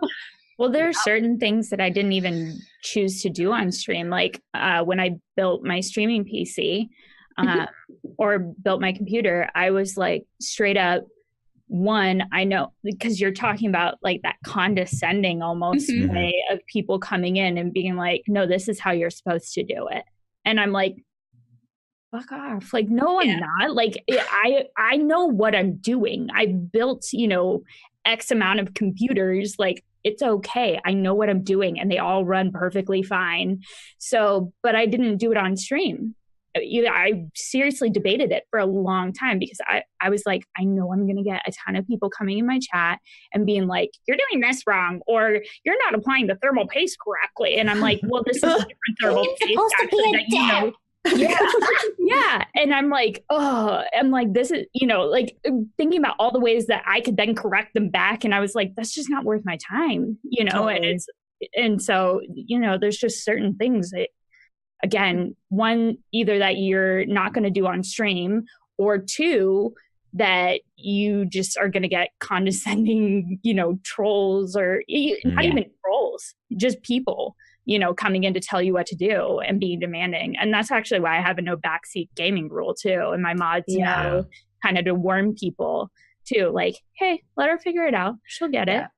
I think the easiest thing to like people watching right now, if you're like, okay, well, what do I do then? Just simply be like, can I make a suggestion? That's all. Yeah. That's all you have. May I make a suggestion? Or ask the mods. If I am so focused in something, there's a mod, address them and say, hey, Tyler Bobo, is she taking hints or suggestions? And then your mods will know you well enough to go, not right now, but she'll ask probably eventually, because we know she won't figure it out. Like, I think it's a big thing too, and I wish more viewers knew this, is as streamers, because we kind of talk in stream of consciousness, we ask a lot of rhetorical questions. Yeah. So unless we turn to chat and are like, please help me, like we'll say, oh, how do I do this? We're thinking to ourselves out loud. We're not actually looking for the answer to this puzzle or where this thing is. So be aware of that rhetorical question asking, and always check with like that is the best kind of course of action. Check with a mod.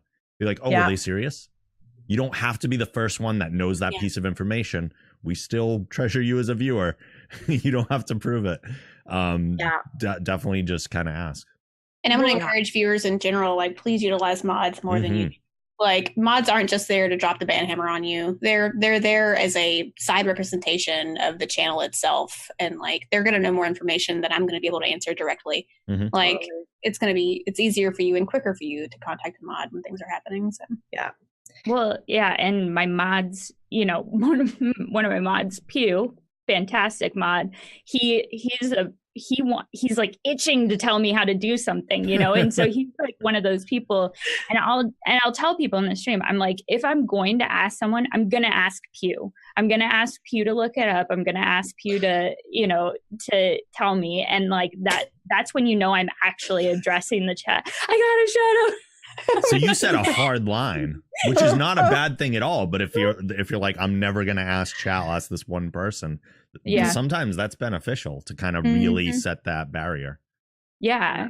I mean, that's another good word of advice to just for starting out streamers. You've got to set your boundaries too.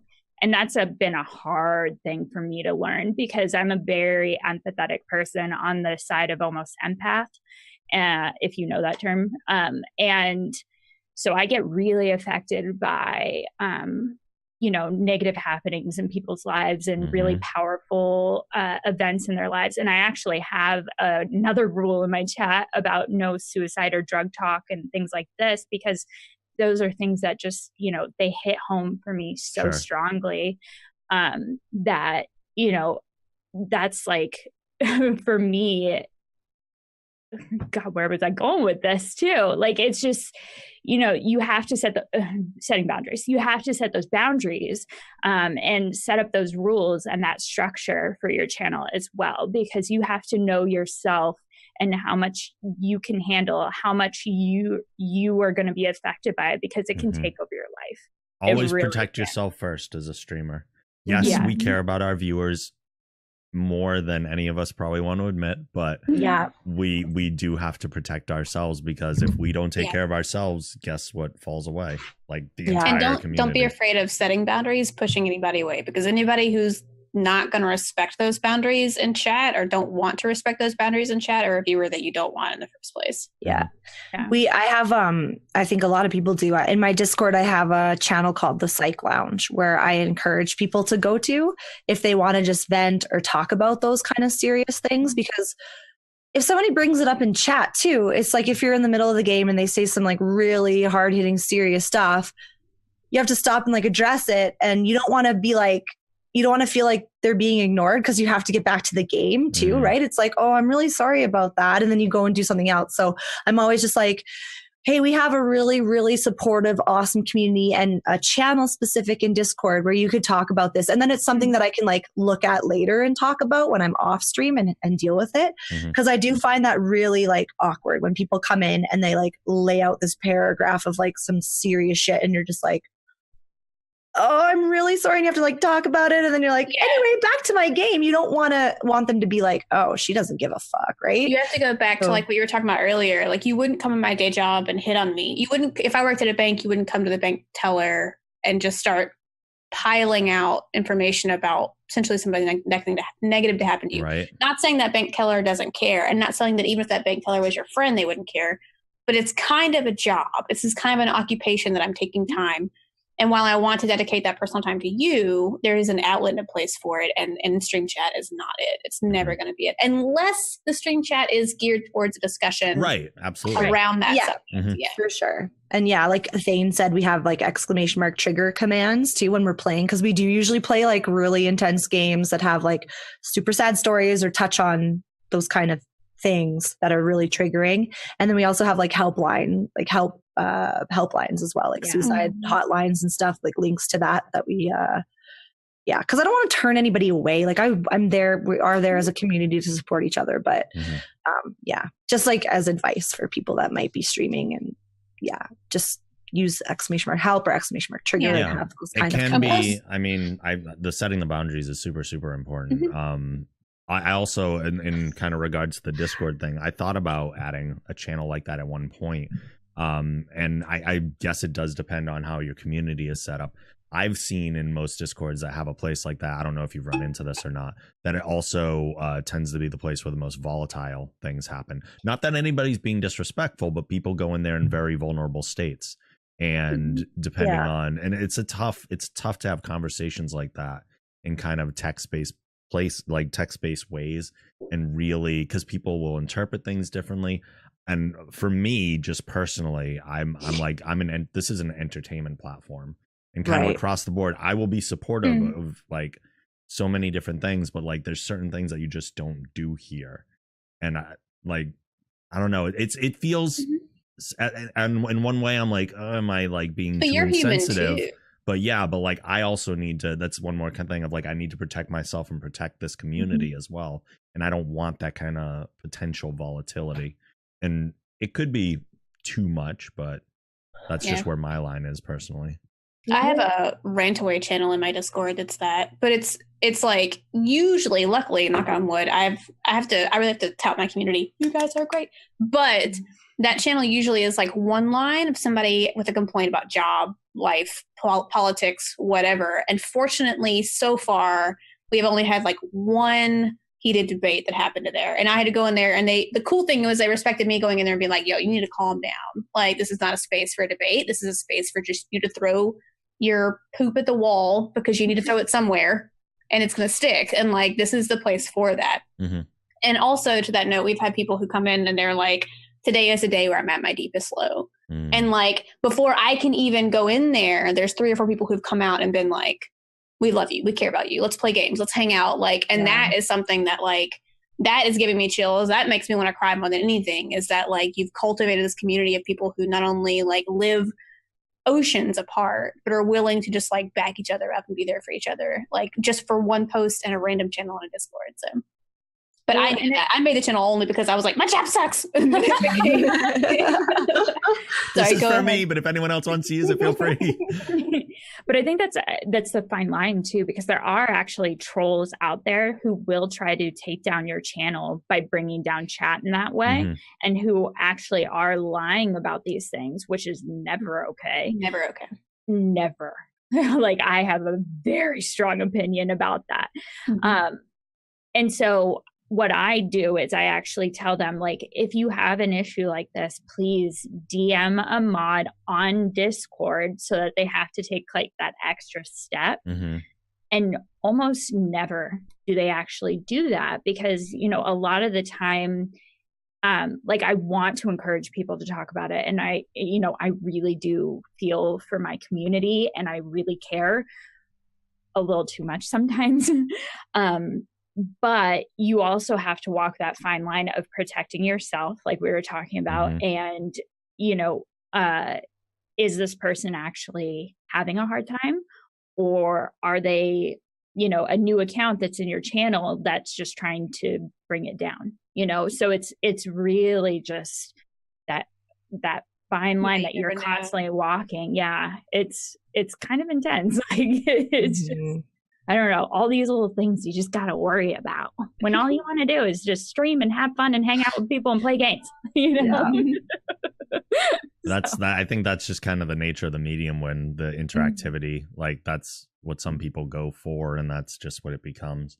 But again, it's all about the tones that you set and the behaviors you model, and your community will follow suit one way or the other. Wait. Yep. Can I interrupt this super serious conversation? Classy, can I just see that giant ass? The water thing? Oh my God. Cola pop. That's what we were giggling about, because that's her water bottle. Oh, yeah. I was like, I was like going to get food at that moment. Oh my goodness. That is amazing. I need to step it up. This is Mega Cup. It is known in my channel. It is semi-famous, possibly more famous than I am. 64 ounces of gloriousness. And we actually have a command in my channel that is cup that Pew just did. And it's something like to the effect of Classy likes big cuts and she cannot lie, or like, well, that's a big cut, you know. Amazing. Like, I'm going to direct you, Classy, to a few other streamers that I know, because I've had several conversations with wheel contestants about the size of their drinking implements. It's a thing, apparently. That I love watching streamers. They've got the big like full jug of water, and they're like, "Let me get some water." And just I'm so afraid of my computer for like even having that much. That's why I have lids on everything, because I have spilt one too many times. Like, I have so many water bottles on here. Actually, they all have lids because I spill way too much. I need a sippy cup. Oh yeah, no, Todd, it's the same way. My mugs cover my face. I mean, my mugs are my face. I love big mugs too, and I cannot lie. And you cannot lie. So sorry, my bad. No. Somebody asked, and this is kind of a golden question that a lot of people are wondering, that are either early streamers or have been streaming for a while and want to know. And I think everybody has kind of different answers for it, so I always like to ask it anyway. what do you do, or what would you recommend to people for promoting yourself, getting out there? Some people have been on Twitch for many years and are struggling to find their footing and find their audience. And these are also the same people that are respectful enough to not promote themselves in other people's communities, just like not coming in and being like, oh, by the way, I stream, or even like casually throwing it out there. But what are the proper ways to kind of network and promote yourself and get yourself out there? Be a friend.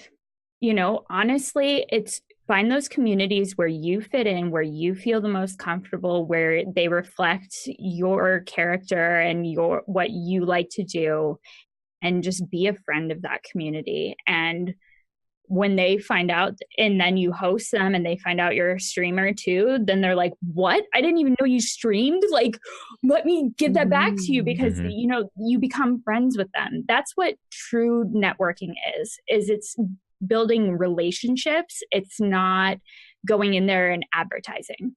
And I think that's the biggest issue with networking today, is that people look at it as advertising rather than building relationships. And that's the key thing, is just build relationships and friendships with people and just be a good friend of their stream.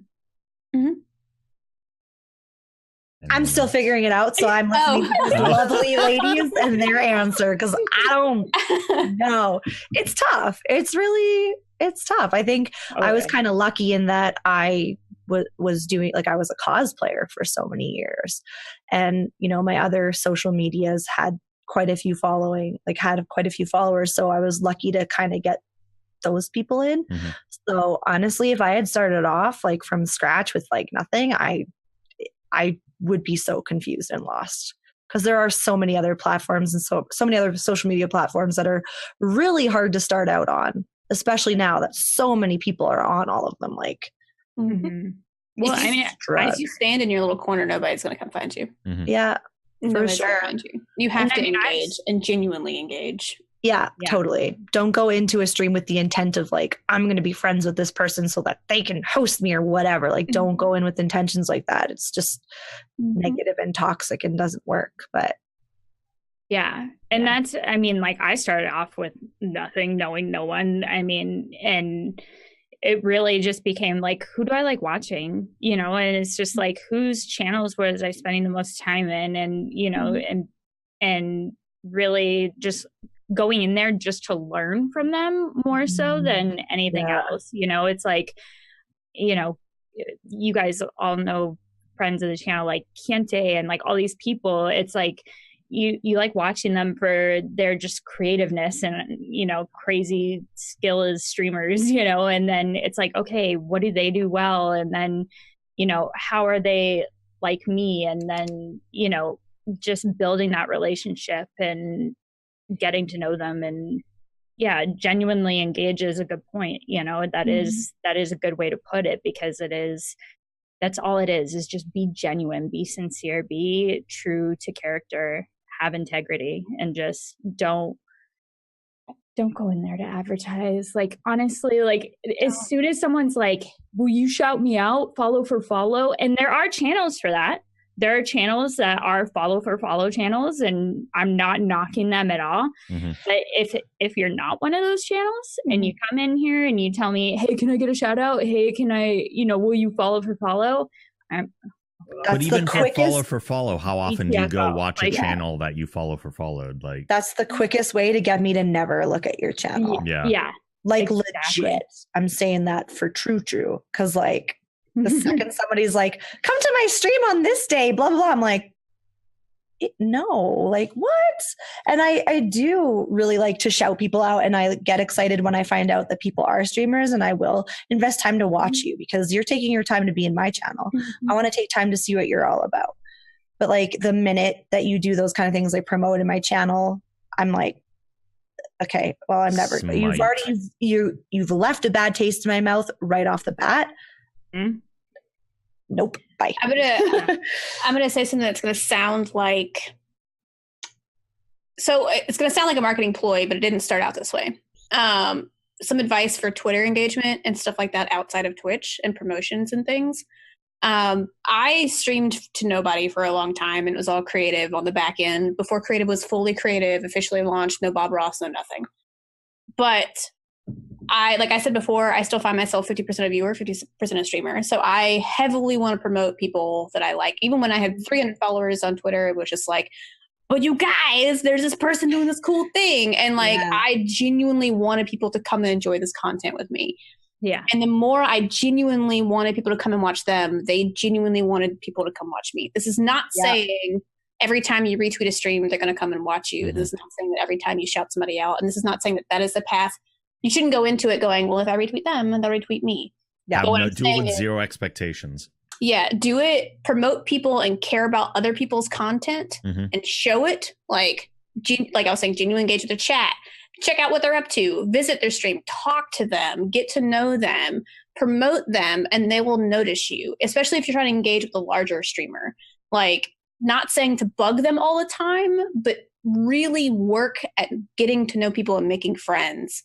Because that's something that's going to be value back and forth, like later. So essentially, once you stop watching that stream or whatever, you've made friends and not just like cross-board people number count kind of thing, if that makes any sense. Like that's how I hate it, because creative kind of went down. But when creative was at its high point, no offense, Twitch Creative, Twitter, but I was doing more promotion on my own channel for Twitch Creative than they were. I was scrolling all the way to the bottom on creative every day and finding a new creative to promote every day, because I come from nowhere. I had no point of like resource for promotion, and Twitch has done so much for me.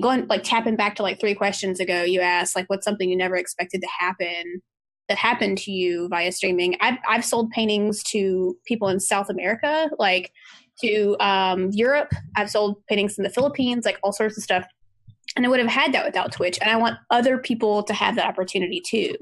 So I was super excited to engage with people, not on the point of wanting that to become a marketing scheme, but it ended up doing a lot more for me than just promoting myself. I genuinely wanted to push people to having success too. Yeah. And that genuine caring, like going into people's streams and talking to them and being like, if you have anything, if you want any advice sometime, just let me know. Genuinely let me know. I'd be glad to help you. Or going in and being like sometimes people are streaming to nobody. They don't realize that something is technically off, and going in and being like, hey man, like just letting you know this and this and this is happening. Or I do that all the time. Yeah. Like informing people of something, and just being a kind person is going to do you more good than almost anything. Like almost anything. But don't stand in your corner and just like wait for people to show up. And don't be afraid to engage with people. Don't be like, if I talk to them, they'll think I'm promoting. Like, talk to them. Don't just be like, hello, fellow streamer. I am a streamer too. Well, if you're hosting for the shout out, you're doing it wrong. Like, you're doing it to build the community and to build up your friendships and build up the people.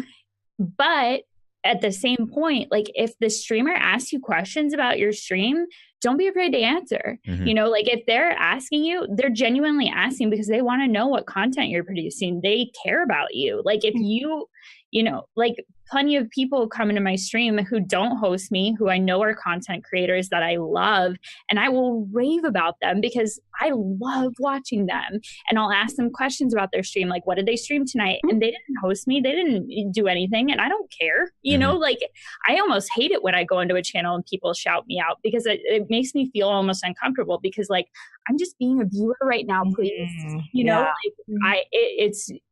So it's really just genuinely care about the people that you surround yourself with, and it will come back to you tenfold.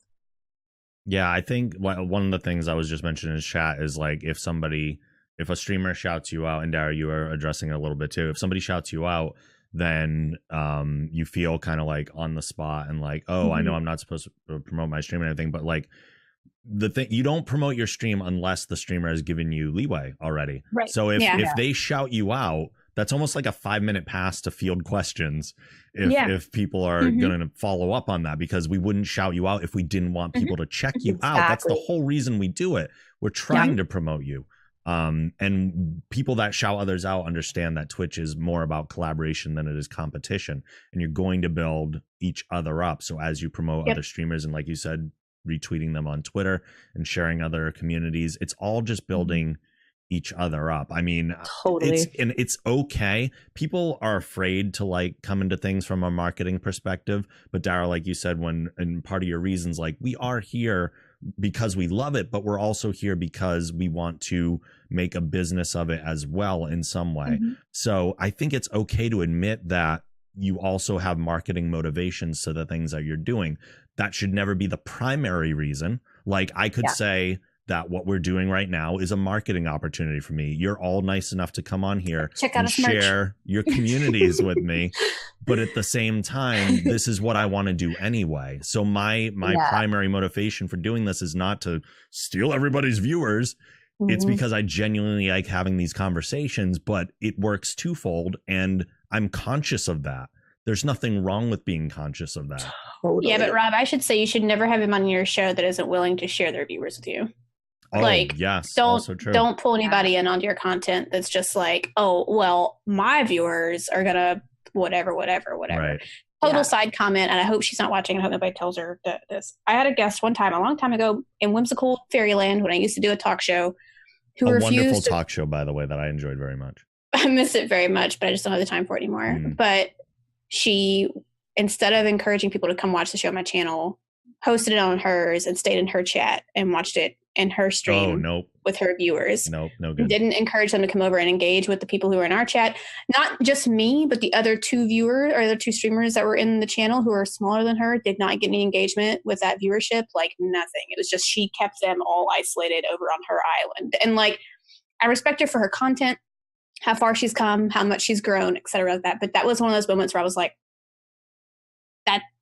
that's just a little bit in the spirit of what you're doing.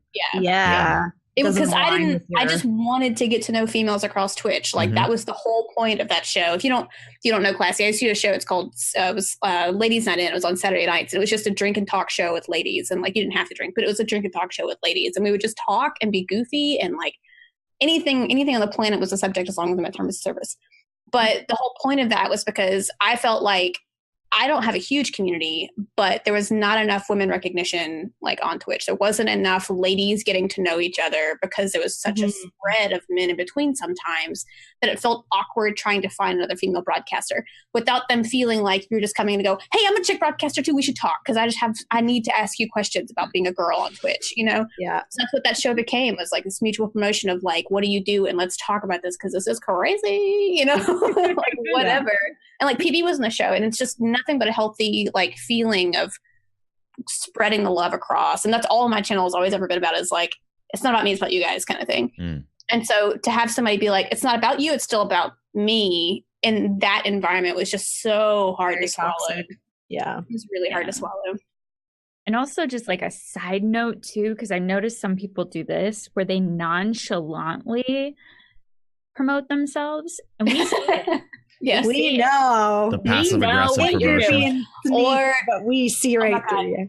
The bane of my existence. I'm not going to talk in any other channels on your Discord. I'm not going to engage in anything, but I'm going to drop my link in that promotion channel. Right. And I actually, so how I actually adjusted my Discord so that I have a streamer specific role and they're the only ones who can do it in that promotion channel now. And I did it for that reason, because there were people posting in there who didn't engage in my channel at all, didn't engage in the Discord, but they would post in there. And I'm like, I don't even know who you are. Yeah. Why would I promote your content? Because I'd never watched you. I don't know what quality we want to send you guys to quality streams that we want to watch ourselves, that we want to be a part of that community ourselves. So why would I want you promoting to my community under my name when I don't even know who you are, and you could be a completely toxic, horrible person for all I know, So it's just like you've got to head that off. Like, well, I feel like I can say this enough about all four of us that we all seem like such, and probably are such, giving people. Like, you guys seem like you're extremely giving people. Like, you give people the time and the effort that it takes to put good content, not only but also be very intertwined with the community and hang out with them and promote them and want them to do well too. So for somebody to undermine that by skipping around that, not wanting to get to know you or the community, but wanting to utilize it for pedestal to stand on to promote themselves, it's just rude. That's a really good point. Yeah, like we know the time that we put into it. So for someone to try and take a shortcut is not just rude, but it's insulting to how hard we work to do what we do. Like, I want you to succeed, but I need you to understand that I have built this heavily for me too, for you to utilize, but don't just walk on it. Like, literally engage with it as you go. Take advantage. Yeah. So, yeah. Sorry, it's like a bruise point for me because I deal with it all the time. Where I'm valid. And I have like that guilt complex. Like, I feel guilty inherently for everything. Like, even like I accidentally talk over you guys sometimes. So I get really excited and I want to talk, and then I immediately am like, "Shut up, Leslie, don't talk." Like, hush. But like, I feel guilty very easily, and so for people to use something that I want them to use, but also to use it without any sort of other goals of getting to know anybody, just makes me feel like, am I even worth it? Like, is that all I'm worth to you? Is just the space to put your link in hopes that the people who watch me will come watch you? Like, well, they're users. You know, they're using you, and that's what it feels like, because this is such a passion project. You know, it is such a close to my heart thing that when you're using me like that, I feel it. I feel used. I feel like, you know, that you just don't give two shits about people, and that's not okay. You know, that I will not be used like that, you know, and I refuse to be used like that. So that's, you know, that's why you take those steps to protect yourself again. You know, it's just like, you have to set those things up, and they're just things you learn along the way. Fortunately, you have like things like this where you can actually like hear from other streamers and what they learn, and like, now what you do with the advice is up to you. But, you know, as long as you do the research, like, you can learn so much from other people and what they've had to go through, and watching these panels, you know, it's just like, oh, wow, I never thought of that. Or like, you know, she's taking notes, like Dara's taking notes, and I was like, I'm here to learn, and I'm fucking here love to that. learn, legit. Yeah, I don't know everything. But that's life, you know. It's like you're constantly just learning, and so I mean, I have my little notebook too, you know, like I'm just recording this, so there will be a VOD. You don't have to take notes. To go back to tap on the original question before we cap off, though, don't be afraid to engage in things like this. Like, if you're a streamer starting up, or if you're a streamer just getting on your wheels, don't be afraid to ask other streamers to do projects with you. Like, that, it should all be about that intermingle nature, not just raids or hosts or whatever. But like, I used to do a lot of co-streams with artists where we would talk and like make art together. I would do like projects where like I got people's feedback on things and made art based on their channels and stuff. And it was like this co-promotional kind of thing. And there's a lot of people who need that just as much as you do. So don't be afraid to ask them to like do things with you. Just talk to you while you play a game or like whatever. Like, I still do that all the time. I totally had SK on my stream not too long ago because it's SK, but still I was like, let's do a co-stream kind of thing. He didn't stream, but it's still fun. Exactly. Yeah. It's fun. It was just like, I want to hang out with you and promote your stream just as much as you want any promotion, you know? Well, and that's what I do. Like, when I collab and play with people, like, I play with people, other streamers off stream all the time. And, you know, when they promote, I'll promote too. I'll be like, hey, I'm going to be playing with this person. I'm not streaming, but if you want to come like hang out, please do. Because they're amazing people, you know, like, yeah, I do the same. Yeah. And, you know, and you also, though, I think to tack onto that is you have to learn who you can collaborate with, though. Then that's huge, because I've collaborated with some people where it's just like, it's the them show.